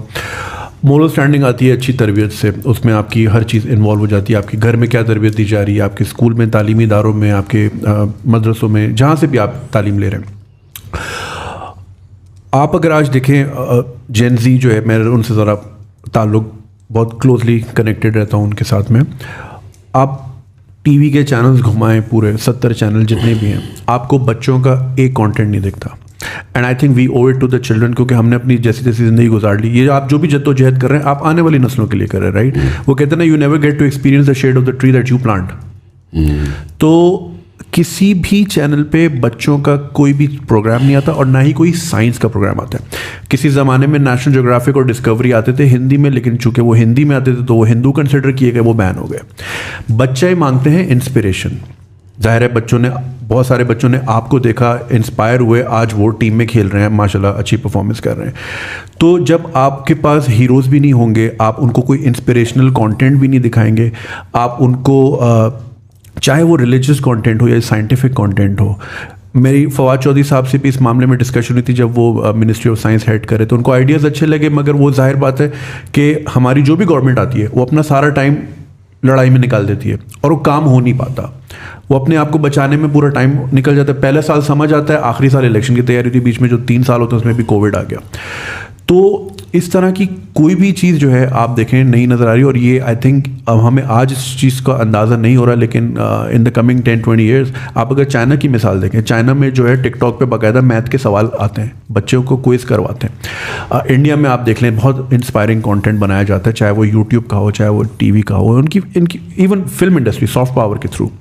تو یہ ایک بہت بڑا گیپ ہے, and I think we owe it to the children of this country. تو جو مورالٹی ہے نا اور ایتھکس, یہ ساری چیزیں میں نے جب مدینہ کی ریاست کی بات کرتا ہوں تو یہ ایک بڑا کیئرفلی ہمارے نبی صلی اللہ علیہ وسلم نے لوگوں میں کلٹیویٹ کیا تھا. میں نے رحمۃ للعالمین اتھارٹی بنائی. وہ کیوں بنائی؟ اس کا صرف ایک مقصد تھا کہ لوگوں کو سیرت نبی سے ان کی ایتھکس امپروو کریں. بچوں کو نبی صلی اللہ علیہ وسلم جو دنیا میں کبھی اس طرح کا اتنا عظیم انسان نہ آ سکتا نہ آیا, ان کی زندگی سے وہ بتائیں تو صحیح کہ وہ کیا ریولوشن آئی ہے. دیکھیں لوگوں کو یہی نہیں پتا کہ جب وہ 10 سال میں 622 سے لے کے 632 تک وہ جو ان کے 10 سال تھے مدینہ میں, وہ دنیا کا سب سے بڑا انقلاب آیا. آپ کو پتہ ہے جو ٹوٹل لوگ مرے جنگوں کے اندر 10 سالوں میں وہ 1200 تھے, 1200-1300 ٹوٹل لوگ مرے. سو ایکچولی وہ ایک فکری انقلاب آیا تھا, اس ذہن چینج ہوئے تھے, انسان چینج ہوئے تھے. وہ جب تک آپ سیرت نبی نہ پڑھیں تو آپ کو پتہ ہی نہیں چلے گا کہ وہ کیا ہوا تھا. ہم نے اس لیے فیصلہ کیا کہ بچوں کو پڑھائیں سیرت نبی. اور میں نے پھر یہ بھی, کیونکہ اس وقت بہت بڑا اسالٹ ہے ویسٹرن کلچر, میں سب سے بہتر جانتا ہوں, میں نے اتنی زندگی 30 سال یعنی آف اینڈ آن گزارے. جب تک ہم آپ نے جو بات کی میڈیا کے اوپر کانٹینٹ, ٹی وی پہ, فلموں میں, ہم اس کو اپنی کلچر اور اپنی دین کے ساتھ سنکرونائز نہیں کریں گے, ہم پھنسے رہیں گے بالی ووڈ اور ہالی ووڈ, جن کے کلچر ہمیں پوری طرح سمجھ نہیں ہے کہ ان کی وہ کانٹینٹ نے کتنا بڑا ان کے کلچروں میں فائدے کیا کروایا اور نقصان کیا کروایا. آج وہاں فیملی سسٹم ٹوٹ چکا ہے. ہندوستان کے اندر ان کا جو ہالی ووڈ بالی ووڈ کلچر ہے وہ ان کی فیملی سسٹم کو ڈیوسٹیٹ کر رہا ہے. ہم اس کو جب اپنائیں گے تو ہمیں پتہ چلنا چاہیے کہ اس کے کانسیکوینس کیا ہے. اس وقت پاکستان اور مسلم دنیا میں جو چیز بچی ہوئی ہے وہ ہے ہمارا فیملی سسٹم.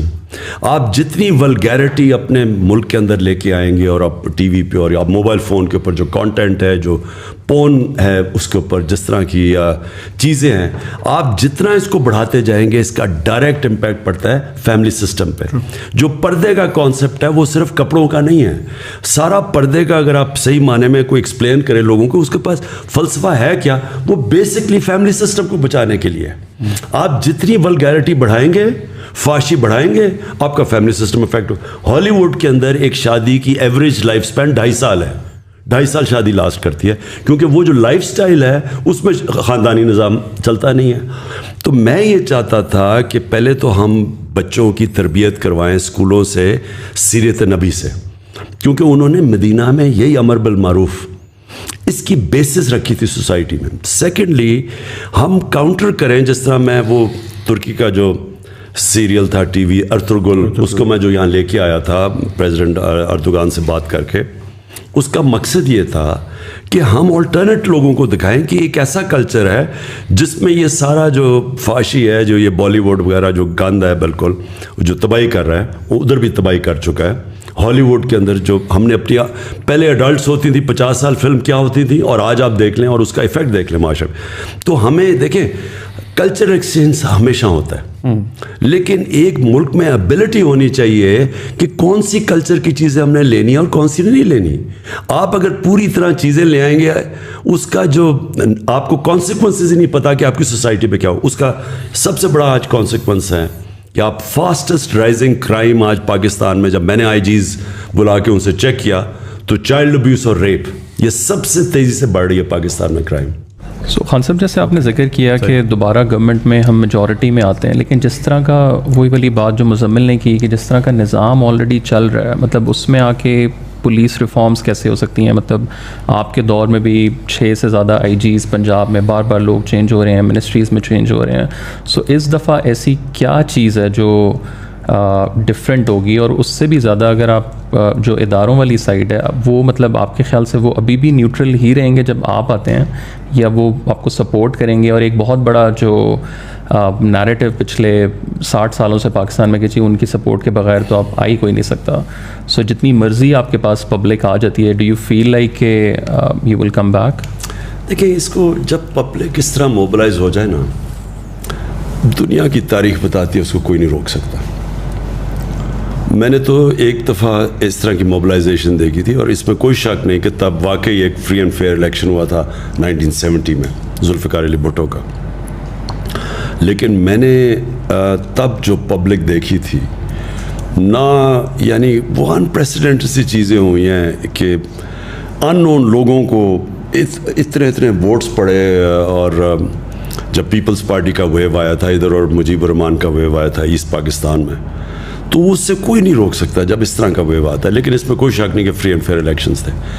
لیکن میری کنٹینشن یہ ہے کہ پاکستان بدل گیا, اس کو اب کوئی روک نہیں سکے گا. یہ جب پبلک کا ایک فیصلہ ہو جائے نا, جب پبلک ایک طرف, جس طرح میں دیکھ رہا ہوں کہ پبلک اب جو شعور آ گیا ہے, جو نکل گئی ہے, میں نہیں سمجھتا کہ, اور دیکھیں اداروں کے اندر پھر سے میں بتاتا ہوں انسان ہوتے ہیں, وہ نہیں روک سکتے, وہ روکنا چاہیں گے بھی نہیں. ان کے اندر سے, اداروں کے اندر سے پریشر ہوگا, کوئی نہیں روک سکتا اس کو. اچھا خان صاحب, اس میں مجھے یہ بتائیے گا کہ آپ نے تھوڑی دیر پہلے آپ نے ویسٹ منسٹر ڈیموکریسی کا بھی تذکرہ کیا, اور ہم دیکھتے ہیں کہ پچھلے 3 سال میں آپ ظاہر ہے فائر فائٹنگ میں بہت زیادہ لگے ہوئے تھے. ایک سارٹ آف ہنگ پارلیمنٹ تھی اور اس میں ظاہر ہے کہ وہ چیز بڑی مشکل تھی. But one thing that has been missing, and اس کو میں تھوڑا سا کانٹیکسٹ اس میں بلڈ کروں گا. سوال میرے اس طرح دماغ میں آیا کہ پہلا تو یہ ہوا کہ اگر میں ٹویٹر دیکھوں تو آج کل بڑا ایک کویسچن مارک ہوا ہے. سب کہہ رہے ہیں کہ جی خان صاحب کی سیکورٹی کو بڑا ایک تھریٹ ہے. اسپیس میں بھی آپ نے, لوگوں نے اس کے اوپر بہت زیادہ بولا اور آپ نے اس پہ جواب دیا کہ اللہ تعالیٰ کے اوپر ہے, which is fine. But the way that I see it, I feel like کہ right now it's literally Imran Khan اور نتھنگ, رائٹ. اینڈ جب آپ نے ایک اتنی بڑی پارٹی بنائی, 26 سال کی آپ کی جدوجہد ہے, آپ نے اس پارٹی کو اسٹرکچر اور کانسٹیٹیوشن پراپرلی دے کر اس کو انفورس کیوں نہیں کیا؟ اور اس کی وجہ 2 ہیں. پہلا یہ کہ بار بار سوال آتا ہے کہ آگے کس کو ٹکٹ دیا جائے گا, الیکٹیبل, نان الیکٹیبل, کون چلے گا, کون نہیں چلے گا. اور دوسرا ریزن یہ ہے کہ میں دیکھتا ہوں نوجوان طبقے کو, میں کہتا ہوں کہ یار میں ہوں, جنید بھائی ہیں, طلحہ ہیں, ہم خواب سوچتے ہیں, ہم کہتے ہیں یار ہم نے پاکستانی پالیٹکس میں پارٹیسپیٹ کرنا ہے. آج اگر کوئی نوجوان سوچتا ہے کہ اس نے پاکستانی پالیٹکس میں پارٹیسپیٹ کرنا ہے, اس کے پاس کوئی روڈ میپ نہیں ہے, کوئی سسٹم نہیں ہے جس کے تحت وہ سسٹم میں گھسے, آہستہ آہستہ وہ اپنا ایک اسٹیچر بلڈ کرے اور کوئی نظام ہو. ابھی تو یہ پاور ہے, پیسہ ہے, کون کتنا پیسہ لے آتا ہے, کون کتنا ووٹ بینک لے آتا ہے, پاور لے آتا ہے. تو ڈونٹ یو تھنک کہ جی وہ جو اسٹرکچر جو آپ پاکستان کو بدلنا چاہ رہے تھے, وہ شاید اپنی پارٹی سے اگر اسٹارٹ کرتے تو اس 3 سال کے بعد آج آپ بہت بہتر جگہ پر ہوتے in terms of mobilisation, in terms of public تو آ گئی, بٹ جو پارٹی اٹ سیلف ہے وہ it seems like all over the place right now. دیکھیے مزامل, ایک چیز میں آپ کو بتاؤں کہ میں تو ایک آئیڈیلسٹ ہوں, اور پہلے دن سے میں نے سوچا تھا کہ ہماری پارٹی, ہم الیکشنز کروائیں گے اور ایک نئی لیڈرشپ لے کے آئیں گے, اور وہ لے آئے ہم. ہمیں مراد سعید, کون سوچ رہا تھا کہ وہاں اتنے بڑے خان تھے مالا کنڈ میں اور مراد سعید اوپر آ جائے گا. اور اسی طرح علی محمد ہوا, یا ایک شاہد ہے ہمارا, شاہد ادھر کرک سے, وہ کھڑا ہو گیا, شاہد خٹک, وہ ہمارا ایک انصاف اسٹوڈنٹ فیڈریشن سے ISF نکل کے وہ بن گیا ہے. یہ سارے نیچے سے آئے ہوئے ہیں. فاروق حبیب ہے ہمارا جو منسٹر یہ بنا ہے, یہ سارے اسٹوڈنٹ پالیٹکس سے آئے ہیں اوپر. یعنی یہ پہلی دفعہ ہم نے جو شروع کی. تو دیکھیں ہماری واحد پارٹی ہے جو کہ ایک فیملی پارٹی نہیں ہے. باقی نون لیگ, پیپلز پارٹی, ان کے سوائے ان کے خاندان کے کوئی اوپر ہی نہیں آ سکتا. یہاں باپ بن گیا پرائم منسٹر, بیٹا بن گیا چیف منسٹر. یہ مذاق ہے ملک کے ساتھ. دونوں ضمانت پہ بھی ہے, اوپر سے کرپٹ بھی دونوں ہے. اور جو وہ چاچا ہے وہ یعنی جو اس کا دوسرا بھائی ہے وہ کانوکٹ ہے, وہ ملک سے بھاگا ہوا ہے. سو یہ جو سسٹم بنا ہوا ہے نا, یہ ٹرو فیملی سسٹم, یہ ڈیموکریسی نہیں ہے. یہ this is even worse than kingship, right. But sorry میں آپ کی بات کر رہا ہوں کہ میں ایڈ کر دوں نا. دیکھیں میں صرف آپ کو, لیکن جو ہم چاہتے تھے نا کہ ہماری پارٹی میں, ہم واحد پارٹی ہے جس نے بہت بڑا الیکشن کروایا اپنی پارٹی میں, لیکن وہ جو الیکشن تھا, جو سسٹم ہم نے پہلی دفعہ کیا الیکشن کا سسٹم, اس کے اندر ہمیں بڑے پرابلمز آئے, کیونکہ یہاں تو کوئی ٹریڈیشن ہی نہیں ہے پارٹی پہ الیکشنز کروانے کی. ہم نے پہلے ممبرشپ کی, پھر کوشش کی, لیکن وہ فلاڈ سسٹم تھا وہ, یعنی اس کے اندر ہمیں بڑی غلطیاں آئیں. پھر ہم نے سیکنڈ ٹائم کوشش کی, پھر ہم نے ممبرشپ کی, پورا ایک سیٹ اپ کیا, الیکشن سیل بنایا, لیکن وہ الیکشن ہم نے کیا نہیں ایونچولی, کیونکہ اس کے اندر جو سسٹم ہم نے موبائل فون کے ذریعے الیکشن کروانا تھا, کیونکہ وہ زیادہ آسان تھا, ہم ٹیکنالوجی کا استعمال کر رہے تھے. انفارچونیٹلی جو ہم نے وہ سافٹ ویئر بنایا, وہ جب اس کو ٹیسٹ کیا وہ کام نہیں کیا. سو کوشش ہم نے پوری کی. میں صرف آپ کو یہ کہنا چاہتا ہوں کہ پاکستان میں اس وقت یہ سیکنڈ چیز ہے کہ اس میں کوئی شک نہیں کہ اس وقت عمران خان ہے اور PTI ہے, لیکن یہ جو اس وقت ہم جس میں پڑے ہوئے ہیں نا, اس وقت میری پارٹی الیکشن سے ज़्यादा इम्पॉर्टेंट ये है कि सारा करप्ट स्टेटस को एक तरफ है और इमरान खान और PTI एक तरफ है. सर लेकिन अगर उसमें खुदा ना खास्ता इमरान खान को निकाल दें तो फिर PTI किस जगह पे खड़ी होगी? कोई और लीडर बन जाएगा PTI में, और हम चाहेंगे कि वो एक पूरी मेंबरशिप वोट करे एक लीडर को, हम कर देंगे वो. हम मेंबरशिप तो कर रहे हैं, फिर से मेंबरशिप कैंपेन कर रहे हैं. उनसे कहेंगे डायरेक्ट इलेक्ट करे एक लीडर को, सारी पार्टी इलेक्ट करे बजाय इनडायरेक्ट इलेक्शन से. लेकिन देखें, ज़िंदगी का तो किसी को भी नहीं पता होता. हमें ये नहीं पता कि हम आज कल जिंदा है या नहीं है. लेकिन ये मैं आपको कह दूँ कि इस वक्त जो बैटल है वो पाकिस्तान के अंदर कभी इस तरह की क्लियर डिवाइड नहीं आ गई. सारे ये डाकू 30 साल से जो चोरी कर रहे थे एक तरफ खड़े हो गए, और तहरीक इंसाफ एक तरफ खड़ी हो गई, और पाकिस्तान की अवाम हमारे साथ है. और ये जो इलेक्शन होगा ये पाकिस्तान की तारीख में एक ऐसा इलेक्शन होने जा रहा है जो शायद दुनिया में बड़े कम मुल्कों के अंदर हो. और इसी इलेक्शन में पाकिस्तान एक कौम बनने जा रही है. देखें, ये सारे मुल्क में एक आया. अब कराची में भी किस पाकिस्तान की पार्टी ने 10 दिन में पेशावर का सबसे तारीखी जलसा किया, कराची का तारीखी किया और मीनार पाकिस्तान भर दिया. इन्होंने 11 पार्टीज ने मिलकर मीनार पाकिस्तान का 5% नहीं भरा. इस बारी इतना बड़ा क्राउड आया कि बाहर भी लोग अंदर ही नहीं घुस सके. सो देयरफॉर ये एक यूनिक चेंज आ रहा है पाकिस्तान में. तो मैंने जब आपने कहा ना मिक्स फीलिंग शुरू में कि आपको हटने से क्या हुआ, एक तरफ तो मुझे ये जो साजिश कामयाब होते हुए मैं तो शौक में चला गया कि सारी एक पूरे इतने ज़्यादा लोगों को इकट्ठा होना था मुझे शिकस्त देने के लिए. दूसरी तरफ जो कौम खड़ी हुई है, मैं तो समझता हूँ इससे खुशाइन चीज़ हो ही नहीं सकती थी हमारे मुल्क से. अच्छा सर, इसमें अभी आज की खबर है कि मरियम औरंगज़ेब ने कमीशन असेंशली अनाउंस किया है ऑन द साइफर, जो आपका जिसकी बेसिस के ऊपर फॉरेन कंस्पिरेसी का आप कहते हैं. तो do you think that's a good thing considering कि पब्लिक भी शायद देख लेगी कि एग्जैक्टली क्या है और किस तरह से? ये ऐसे ही है कि शहबाज शरीफ के 16 अरब रुपए के केसेस हैं करप्शन के, मनी लॉन्ड्रिंग के FIA के अंदर, और अब वो FIA के अंदर वो सारे ऑफिसर्स डाल के अपने ऑफिसर्स अपॉइंट कर रहा है. यानी जो इन्वॉल्व हो वो कैसे फैसले कर सकता है? गवर्नमेंट तो इन्वॉल्व है सारी कॉन्स्पिरेसी में. सिर्फ एक हम कमीशन मानते हैं, वो चीफ जस्टिस के नीचे हो, और उसके अंदर कंडीशन ये है कि उसकी ओपन हेयरिंग हो, बिल्कुल इन कैमरा हियरिंग ना हो. सारे मीडिया के सामने वो कमीशन बैठे और वो फिर इसकी पूरी हियरिंग करे कि ये शुरू से लेकर एंड तक क्या हुआ था. हाँ साहब, अभी आपने जलसों की बात की और आपने काफ़ी सक्सेसफुल जलसे एक ही हफ्ते में 3 मेजर सिटीज़ में किए. कराची वाला भी ज़ाहिर बहुत बड़ा था. कराची की अवाम जो है दे वेरी डिसअपॉइंटेड बिकॉज वो एक इतना बड़ा शहर है, हमारा फाइनेंशियल हब है, और वो एक बारिश की मार है और पूरा शहर का निज़ाम धर्म भरम हो जाता है. उसके बावजूद कराची ने वोट भी आपको दिया, और आपके फेस पे ऐसी जगह वोट दिया कि जहाँ बनता नहीं था, लेकिन वो ज़ाहिर दे were looking at a bigger picture. मगर उसके बावजूद भी मसला यहाँ आता है कि even if you want to do something, वो फिर 18वीं तरमीम आ जाती है और सूबाई गवर्नमेंट आ जाती है. तो और मैं बात करूँ बहुत बेसिक चीज़ों की, बेसिक इंफ्रास्ट्रक्चर की, कोई ट्रांसपोर्ट का निज़ाम हो, कोई सड़कें सीधी हो जाएं, कोई स्ट्रीट लाइट ही लग जाए. स्ट्रीट क्राइम इतना प्रेवलेंट है और इतना ऐसा लगता है कि बहुत लॉलेस, वो जो पुरानी फिल्मों में वेस्टर्न मूवीज़ में होता था, कोई भी आया गोली मार के चला जाता है. मतलब ये बहुत कैजुअल हो गया है. तो कराची की अवाम क्या एक्सपेक्ट कर सकती है अगर आप if you're in power again? देखिए, सबसे पहले तो कराची का सबसे बड़ा मसला ये है कि पाकिस्तान की तारीख की जो सबसे करप्ट गवर्नमेंट है वो है पीपल्स पार्टी की गवर्नमेंट. एक तो वो गवर्नमेंट पावर में रही है और 14 साल हो गए उस गवर्नमेंट को. उस 14 साल में इन्होंने कराची को नुकसान तो पहुँचाया एक तरफ, लेकिन दूसरी तरफ इन्होंने जो इदारे तबाह किए, जो पुलिस के अंदर गलत भर्तियाँ की, पुलिस में यानी सिंध की पुलिस के अंदर उन्होंने करप्ट तरीन लोगों को रखा हुआ क्योंकि खुद करप्ट है. उससे क्या हुआ? सबसे पहले तो कराची में जो लॉलेसनेस है, अगर आज रेंजर्स आप हटा दें तो कराची तो फ्री फॉर ऑल हो जाए.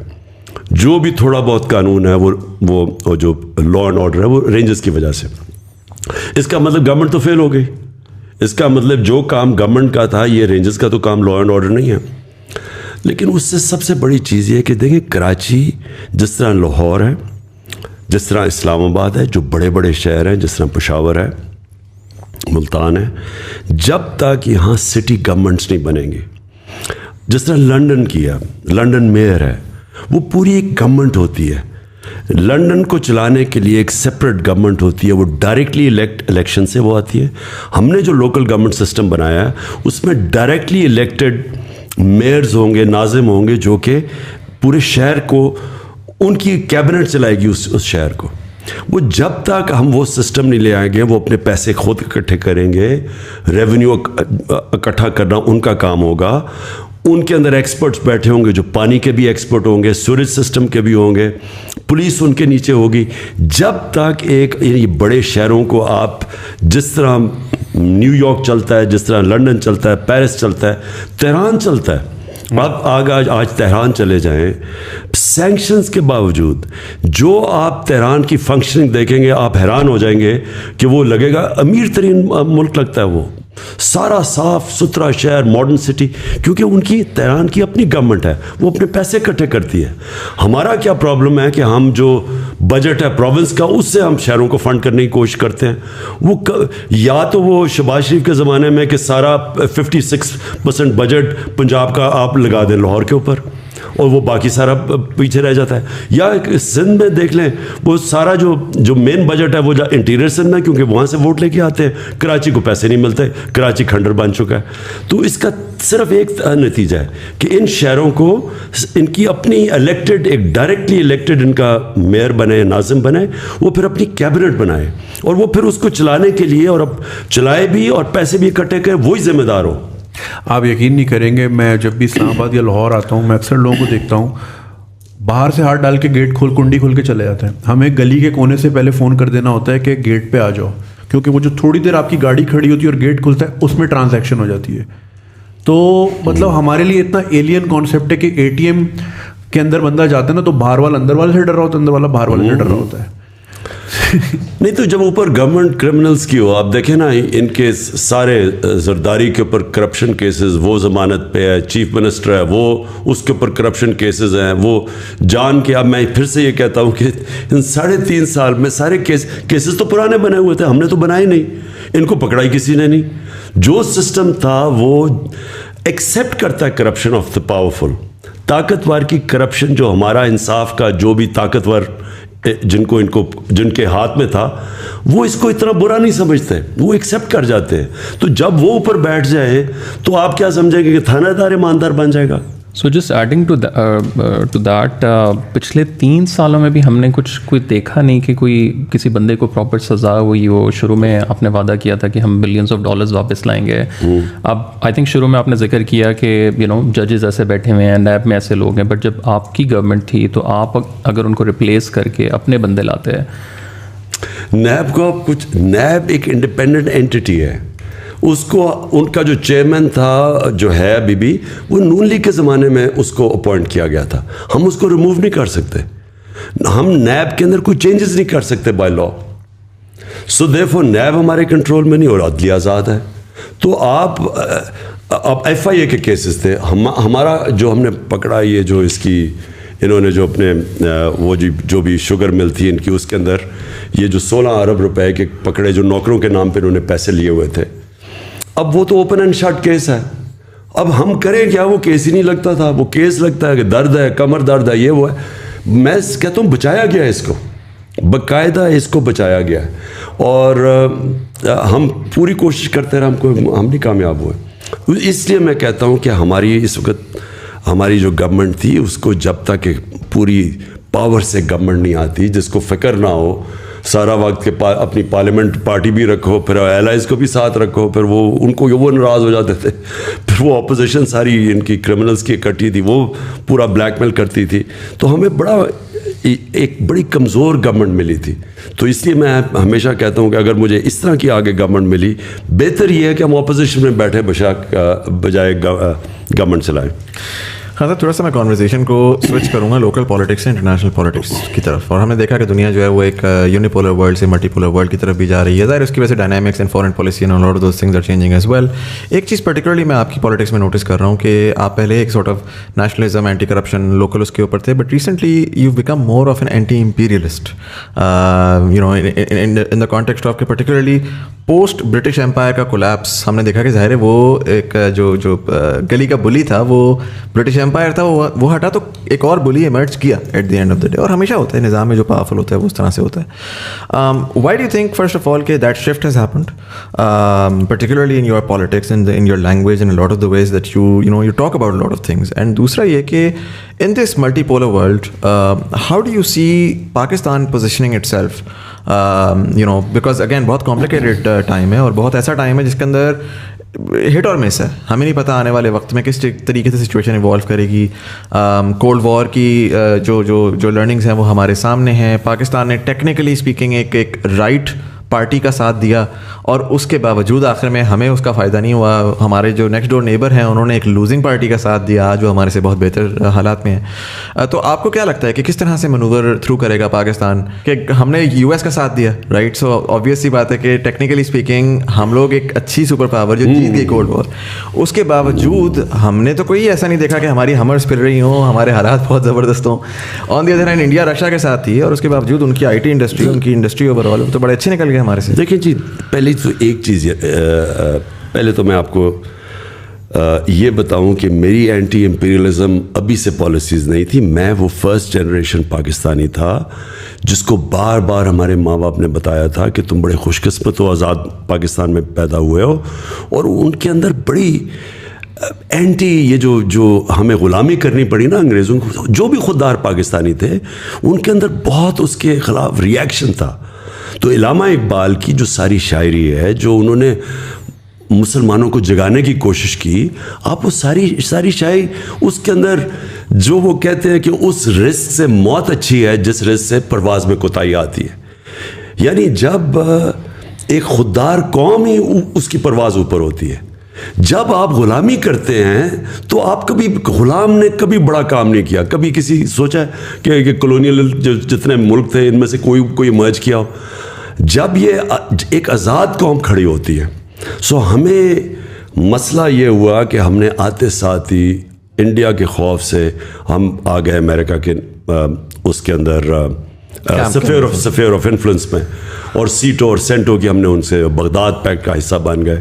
جب اسرائیل نے اور برطانیہ نے حملہ کیا مصر کے اوپر, جب ناصر نے سویز کینال کو نیشنلائز کیا, تو آپ سوچیں ہم برطانیہ کے ساتھ کھڑے ہو گئے, ہم وہ مسلمانوں کے ساتھ نہیں کھڑے ہوئے. تو کیونکہ ہم شروع میں ہی ایک ڈپینڈنسی سنڈرم آ گیا. ہندوستان نے آتے ساتھ ہی انڈیپینڈنس میں فورن پالیسی بنا لی. فرق کیا تھا؟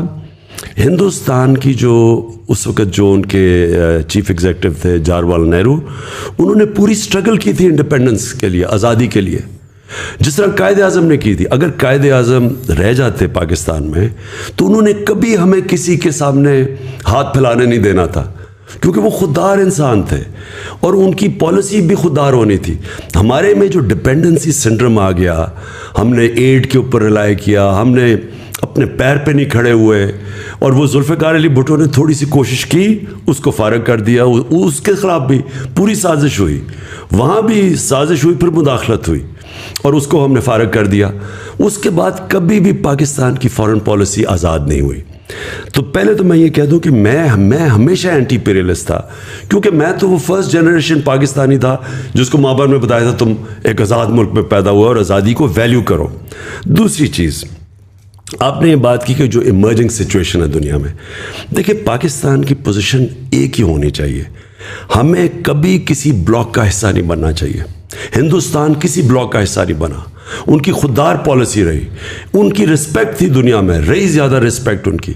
ہم نے جو آخر میں یہ جو وار آن ٹیرر میں ہم نے آپ کی جو اپنے جو ذلت کمائی ہے, لوگ بھی مروائے, ملک کو بھی نقصان کروایا اور ذلت بھی ملی. پاکستانی کے ہر ایک پاسپورٹ سے پوچھے بھرے انہوں نے پاکستانی علیحدہ لائنوں میں کھڑے کرتے تھے. ہمیں most dangerous country in the world کر دیا. ہمارا قصور یہ تھا کہ ہم حکم ملا اور ہم ان کی جنگ میں شرکت کر گئے.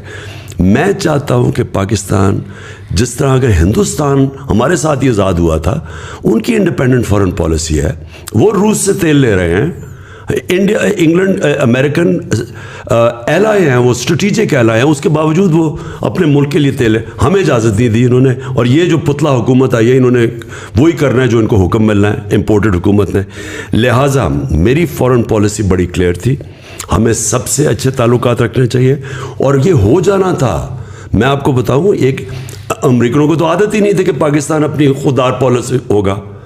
انہوں نے تو جب انہیں حکم دیا روس کا دورہ کینسل کرو تو ان کو تو آئیڈیا نہیں تھا کہ پاکستان کینسل نہیں کرے گا.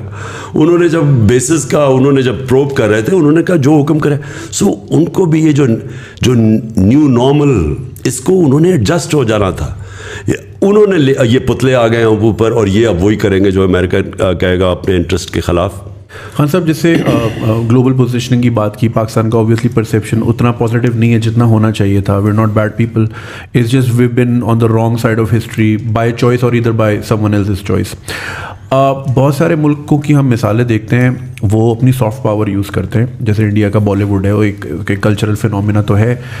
ہم دیکھتے ہیں جسٹن ٹروڈو بھی بھنگڑا کر رہا ہوتا ہے کیونکہ اس کا ایک سافٹ پاور انہوں نے اس پہ ورکنگ کی ہے کافی.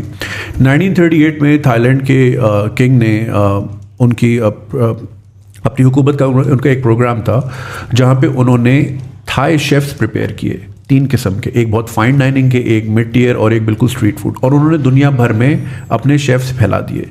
آپ کو اگر اسٹریٹ فوڈ کھانا ہے آپ کو نیو یارک میں بھی ملے گا, آپ کو فائن ڈائن کرنا ہے لنڈن میں بھی ملے گا. تو اس سے لوگوں میں پرسیپشن ایک تھرسٹ پیدا ہوئی کہ یار اگر تھائی فوڈ لنڈن میں اتنا اچھا مل رہا ہے آکسفورڈ اسٹریٹ پہ تو تھائی لینڈ میں کتنا اچھا ہوتا ہوگا.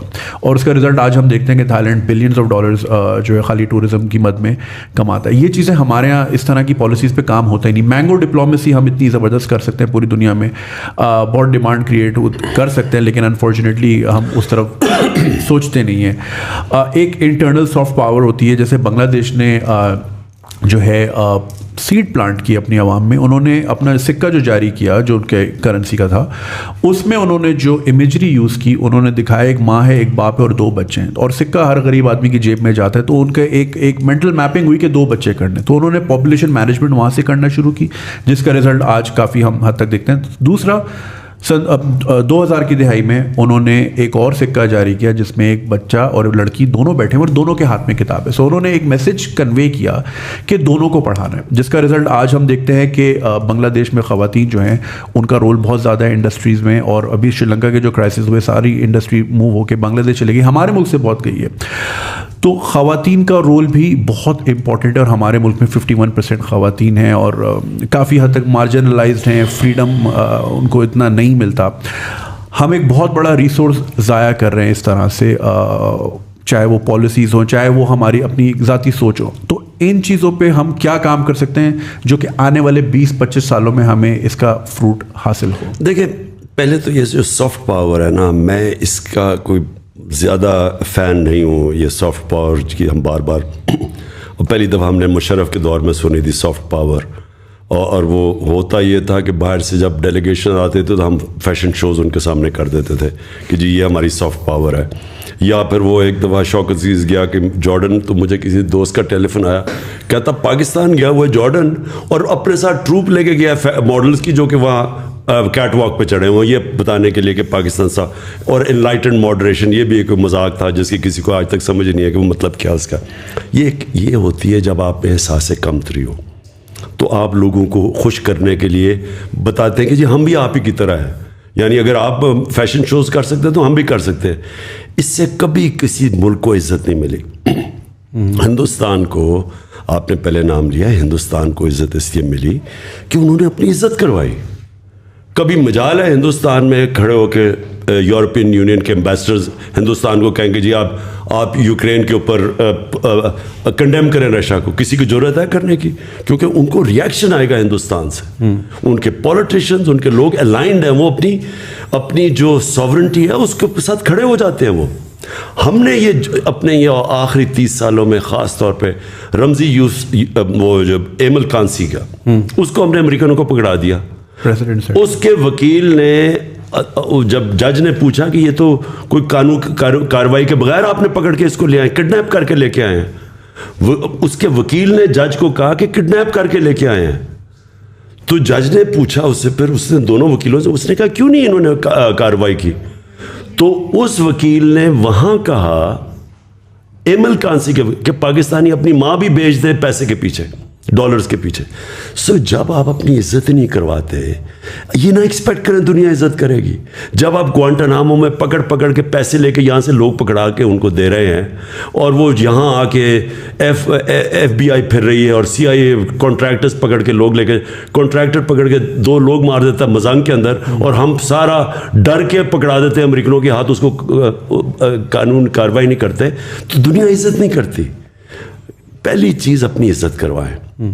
आपने दुनिया से इज्जत करवानी है, पहले अपनी इज्जत खुद करें, और वो तो शुरू होती है एक इंडिपेंडेंट खुददार फॉरेन पॉलिसी से, और कौम तब खड़ी होती है। देखिए आपने, अगर हम कब से भीख मांगते फिर रहे हैं, कब से कर्जे लेते फिर रहे हैं, कब से एड पर डलाई कर रहे हैं, जब वो सऊदी अरेबिया हमारा जो जाता है प्राइम मिनिस्टर, सारी कौम जी क्या पैसा लेके आएगा।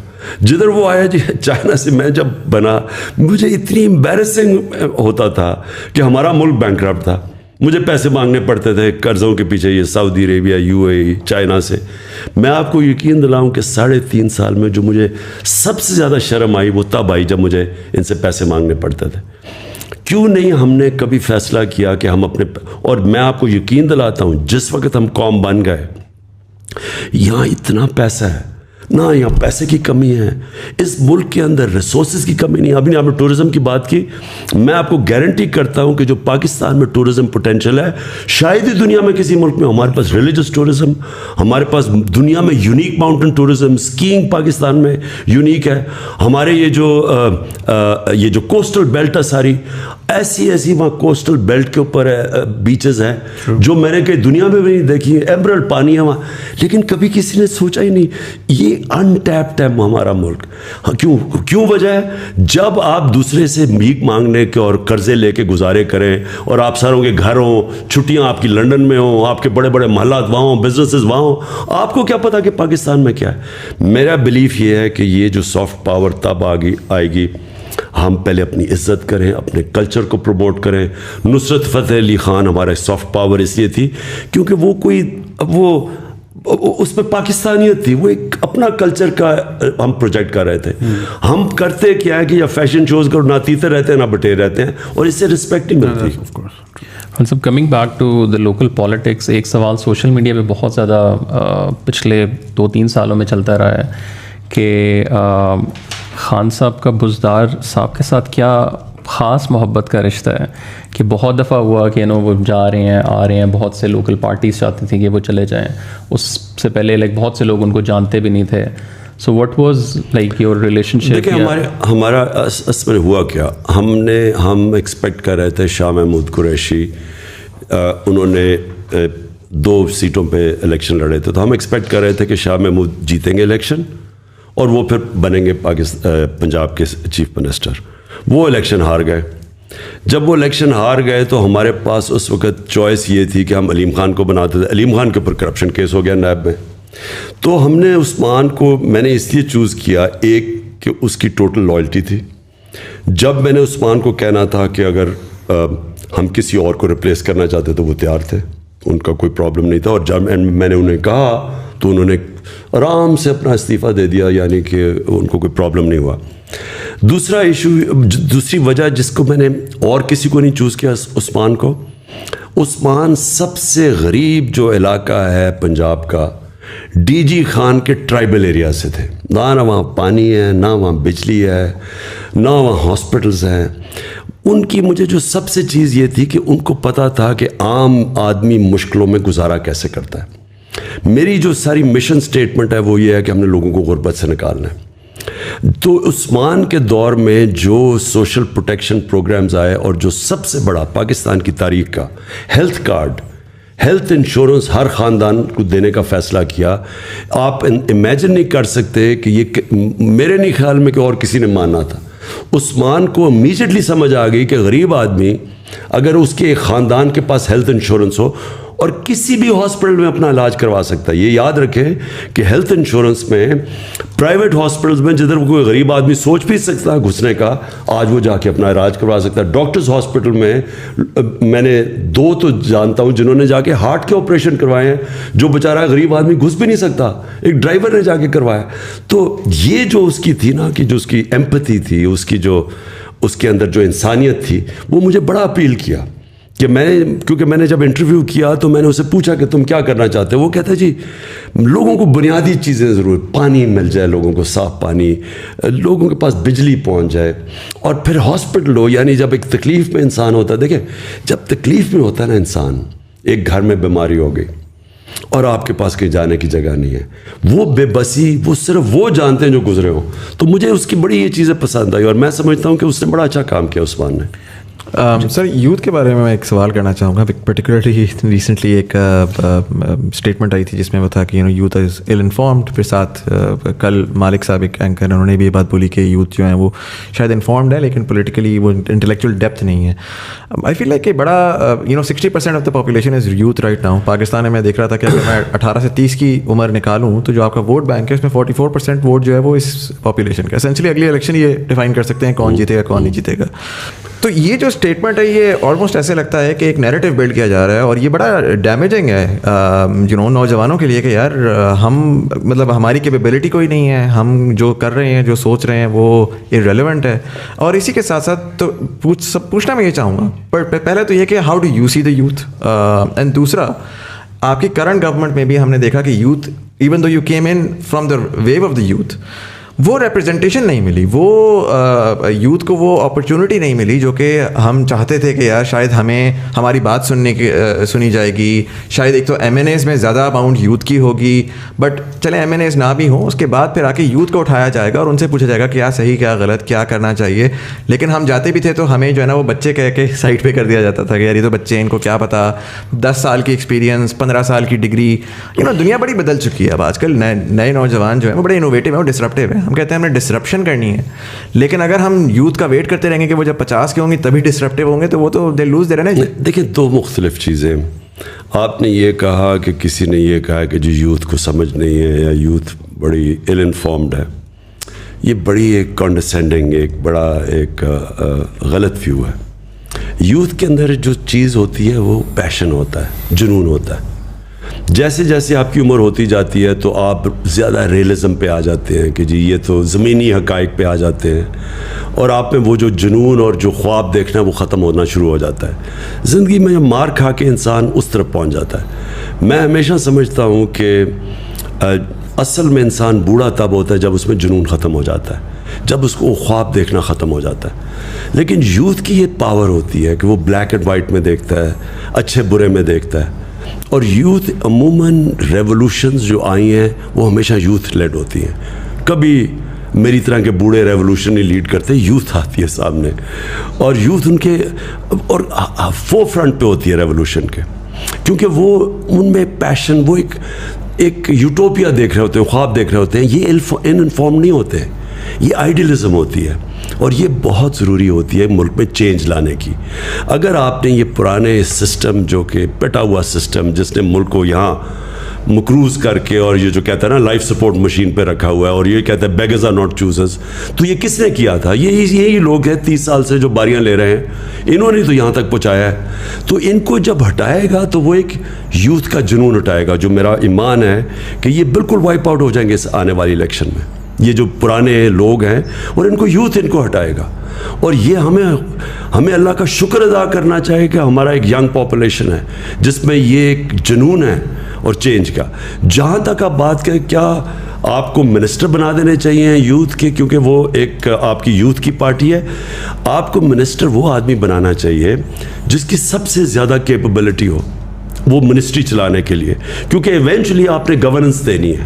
گورننس تب دیں گے جب کیپیبل لوگ آپ کے اوپر بیٹھے ہوئے ہوں. وہ اگر یوتھ ہے, اب مراد سعید ہے, اس کو ہم نے 2 منسٹریاں دی ہوئی تھیں اور اس نے بڑا زبردست کام کیا, لیکن اگر ہمیں اور کوئی مل جاتا تو اس کو بھی ہم اوپر لے آتے. تو وہ ڈپینڈ منسٹر آپ کا میرٹ پہ آنا چاہیے, چاہے وہ ینگ ہو چاہے اولڈ ہو. ہاں صاحب, یوتھ کی بات کی آپ ابھی, آپ کے انٹرویو کے بعد میں کراچی میں ایک 15 سال کے بچے سے میرا انٹرویو ہے جس نے بلاک چین اور NFT نان فنجیبل ٹوکنس کی ٹیکنالوجی کی مد میں 1 کروڑ روپے کمایا ہے, مگر وہ 15 سال کا بچہ بینک اکاؤنٹ نہیں کھول سکتا ہے اس ملک میں. تو پوائنٹ از یہاں پہ 15 سال کے بچوں کا یہ پوٹینشیل ہے, مگر ان کی قسمت کا پین جس کے ہاتھ میں, وہ صاحب جو ہے ٹائپ رائٹر پہ ٹرین ہوئے تھے, which is fine, not being adjusted, this is how the world works. مگر میرا جو ابھی تک کا تھیسس ہے وہ یہ ہے کہ جو ایک تھاٹ بیٹھی ہوئی نا ٹیبل کے اس پار, وہ اپنی ایگو میں پھنس گئی ہے کہ یہ 15 سال کا بچہ ہمیں کیا بتائے گا. اور یہ ایٹیٹیوڈ جو ہے نا یوتھ کو ڈرائیو کر رہا ہے. انہوں نے دبا کے ڈاؤن لوڈ کیے ہوئے فارم کینیڈا کے امیگریشن کے, اور وہ آپ سے یہ اگلا سوال بھی میرا یہ تھا کہ بچے پوچھ رہے ہیں بھر لیں یا رک جائیں ابھی تھوڑا سا. تو اس کو پھر ہم کیسے ٹیکل کریں, یہ برین ڈرین جو اتنا ہونے جا رہا ہے. اور آپ ماشاء اللہ آپ نے اتنا ٹریول کیا, آپ نے دنیا بھر فنڈ ریزنگ کی ہے. میری آپ کے مقابلے میں بہت لمیٹڈ ٹریولنگ ہے, لیکن میں جتنے پاکستانیوں سے ملا ہوں they are doing phenomenal work. ایک بچہ, میری ایک ویڈیو میں نے کوئی بنائی تھی کہ کچھ جرمنی میں کچھ اسٹوڈنٹس ملے تھے, انہوں نے سمجھایا تھا کس طرح آپ ویزا لے کے آ سکتے ہو. کوئٹہ کے آؤٹسکرٹس میں ایک بندے نے, وہ کوئٹہ ماموں کے گھر آیا, نیٹ سے وہ ویڈیو دیکھی, 2 سال بعد وہ وہاں پہنچا. اب وہ روجر فیڈرر کا وہ جو ہے وہ اس کا اسپورٹس فزیشین ہے, اسپورٹس فزیشین. اس کی رینج آف موشن چیک کر رہا ہے. فٹ بالر بائرن میونخ کے جو فٹ بالر ہیں وہ اس میں آ رہے ہیں. مطلب کیا وہ کہہ رہے ہیں میرے پاس یہاں پہ کچھ بھی نہیں تھا. He wants to come back and give back to the country, لیکن وہ کہاں جائے. تو اس طرح کا ہم بہترین جو ٹیلنٹ ہے وہ تیزی سے جا رہا ہے, اور فگرز آپ کے سامنے بھی ہوں گے کتنے اوورسیز پاکستانی بڑھتے جا رہے ہیں. مجھے تو لگتا ہے کہ ہماری پالیسی ہے کہ سب کو اوورسیز بھیج دو تاکہ پھر ریمیٹنس ہے اور ہمارا ملک چلے. دیکھیں 2 چیزیں, ایک کہ اوورسیز پاکستانیز کے اندر ہمارا سب سے اچھا ٹیلنٹ چلا گیا ہے, کوئی شک نہیں, کیونکہ میں سب سے زیادہ میرا اوورسیز پاکستانی سے انٹریکشن ہے, اور اس میں کوئی شک نہیں کہ کیونکہ ہمارا جو سسٹم ہے وہ اینٹی میرٹوکریسی ہے, روکتی ہے میرٹ کو. اور اکراس دا بورڈ میں آپ کو میں تو اسپورٹس کی بھی بات کر رہا ہوں کہ اسپورٹس کے اندر جو سارا سیٹ اپ بنا ہوا ہے وہ ہے ہی میرٹ کے اگینسٹ. اس کے اندر یعنی ڈسپائٹ دا سسٹم تو شاید کوئی اوپر آ جائے, وہ سسٹم اوپر نہیں لے کے آتا. اور وہ ہر فیلڈ میں ہے. میں نے جو گورنمنٹ کے اندر بھی دیکھی, ہماری بیوروکریسی کے اندر جو سسٹمز بن چکے ہیں وہ اندر آنے نہیں دیتے لوگوں کو. ہم نے کوشش کی 2-3 دفعہ باہر سے پاکستانیوں کو ہم نے بڑے وہ انتھیوزیاسٹک آئے, لیکن وہ سسٹم ان کو فنکشن نہیں کرنے دے رہا تھا. میں نے دیکھا کہ وہ ہر جگہ ان کو ڈسٹرب کرتا تھا. سو جو جنگ ہے نا جی, میں آپ پھر سے واپس آتا ہوں, وہ ہے رول آف لاء کی. رول آف لاء جو ہے نا وہ کرٹیکل ہے ایک معاشرے کی سکسیس میں. رول آف لاء کا دوسرا حصہ میرٹ ہے. ایک رول آف لاء کا حصہ ہے کہ سب قانون کے نیچے آ جائیں, دوسرا اس کا ہے میرٹوکریسی. جب رول آف لاء ہوتا ہے تو میرٹ آ جاتی ہے. اور جدھر آپ نے اوورسیز پاکستانیز کی بات کی, بالکل کوئی شک نہیں کہ وہ یہاں کیونکہ سسٹم ان کو روکتا ہے وہ باہر چلے جاتے ہیں, اور باہر کیونکہ ان میں پیشن ہوتا ہے, ان کے اندر صلاحیت ہوتی ہے, وہ جب سسٹم لیول پلینگ فیلڈ دیتا ہے وہ اوپر آ جاتے ہیں, اور آؤٹ اسٹینڈنگ پاکستانی باہر بیٹھے. لیکن ایک چیز یاد رکھیں, جتنا بھی کامیاب ہو جائے باہر پاکستانی, آخر میں وہ وہاں کا کبھی بھی اس کو وہ عزت یا اس کا مقام نہیں ہو سکتا جو اپنے ملک میں ہوتا ہے. میں 20-30 سال باہر اپنی زندگی کرکٹ بھی کھیلتا تھا, جانتا تھا, لیکن میں نے کبھی یہ نہیں فیل کیا, حالانکہ مجھے انہوں نے بڑا اس سوسائٹی کا حصہ بھی تھا میں, اور بڑا ویلکم بھی کیا, اور بڑے کم برٹش سوسائٹی کے اندر لوگوں کو اس طرح ایکسیپٹ کرتے ہیں, لیکن میں نے کبھی اس کو اپنا گھر نہیں سمجھا. کیونکہ میں پاکستانی تھا, جو مرضی میں کر لوں, میں انگریز تو بن نہیں سکتا. آپ اگر گدھے کے اوپر لکیریں ڈال دیں تو وہ زیبرا نہیں بن جاتا, وہ گدھا ہی رہتا ہے. تو اس لیے جو جتنے بھی ہمارے باہر پاکستانی ہیں ان کی خواہش یہ ہے کہ ایک ہمارا ملک ایسا بنے جدھر میرٹوکریسی رول آف لاء آ جائے, جو جس کے لیے اسٹرگل کرنی, اوور نائٹ نہیں ہو سکتا. یہ کوئی بھی معاشرہ ایک بٹن دبا کے چینج نہیں ہوتا. ایک معاشرہ اسٹرگل کرتا ہے اپنے آپ کو چینج کرنے کے لیے, کیونکہ اسٹیٹس کو بیٹھا ہوتا ہے, مافیاز بیٹھے ہوتے ہیں جو روکتے ہیں, جو ایک کرپٹ سسٹم سے فائدہ اٹھا رہے ہیں. تو ایک معاشرہ اسٹرگل کرتا ہے, جدوجہد کرتا ہے, جہاد کرتا ہے. لیکن جب پاکستان جیسے جیسے یہ چینج آئے گا, بہت بڑا ٹیلنٹ پاکستانی واپس آئے گا. Right, we're at the 1 hour 30 minute mark almost, or we're going to wrap this up as well. میں چاہوں گا کہ طرح جو ہے ایک لاسٹ کوشچن پوچھ لیں. پچھلے 3 سال کا کوئی ریگریٹ ہے آپ کا؟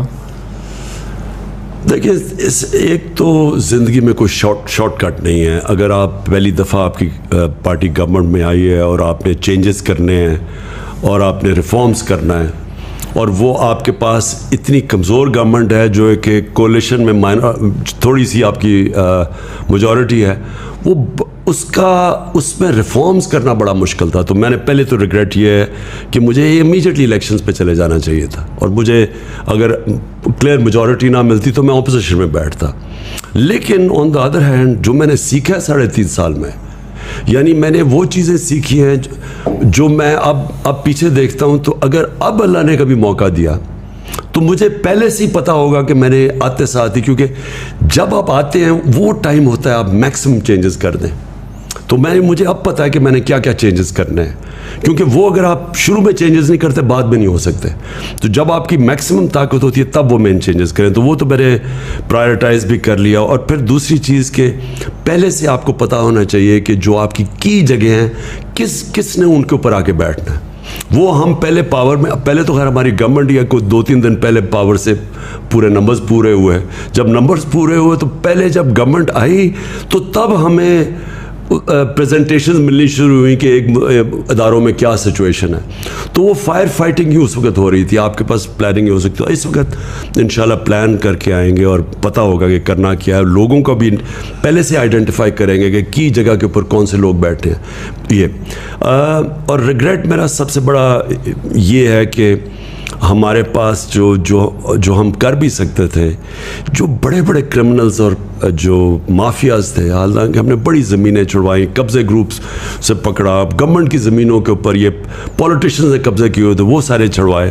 لیکن ہم نے جس طرح ہمیں جو ہمارے پاس FIA بھی تھی اور اینٹی کرپشن بھی تھی اور FBR بھی تھی, ہم اور زیادہ کر سکتے تھے. لیکن انفارچونیٹلی ہمیں ریزسٹنس اندر سے بڑی آئی. یعنی جو ہمیں پتہ نہیں تھا کہ کئی لوگ ان کے ساتھ اندر سے ملے ہوئے تھے, تو وہ گو سلو کر دیتے تھے. ہم اس طرح کا جو احتساب کرنا چاہتے تھے, جو نیب تو ہمارے ہاتھ میں نہیں تھی, عدلیہ ہمارے ہاتھ میں نہیں تھی, لیکن جو ہمارے ہاتھ میں بھی تھا ان اداروں کو آہستہ آہستہ ہمیں جب سمجھ آئی تو وہ آخری 1 سال کے اندر پوری طرح سمجھ آئی.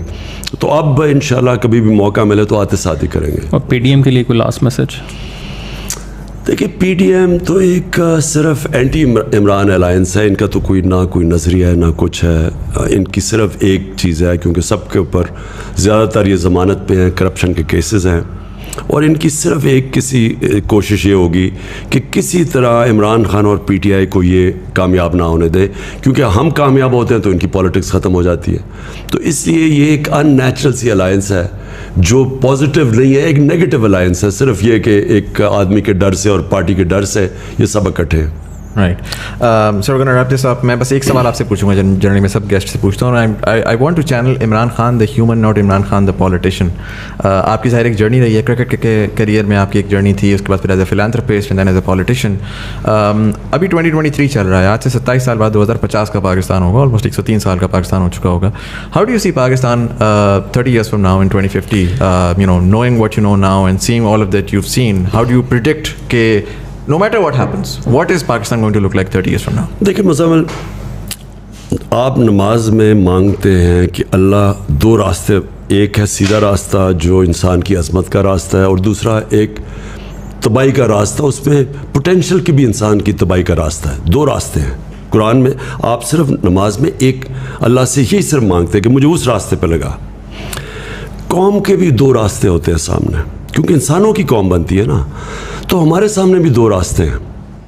یا ہم اب یہ جو سارا جو سازش ہوئی ہے اور یہ جو ساری ہمیں ایک غلام باہر کی مداخلت سے امپوز کی گئی ہے چوروں کی حکومت, تو یا تو یہ چلے گی اور اس کے بعد ایک تباہی کا راستہ ہے, اور یا اس کو فائٹ کرے گی قوم اور پھر وہ راستہ اختیار کرے گی جو کہ آزادی کا راستہ اور مشکل راستہ ہے.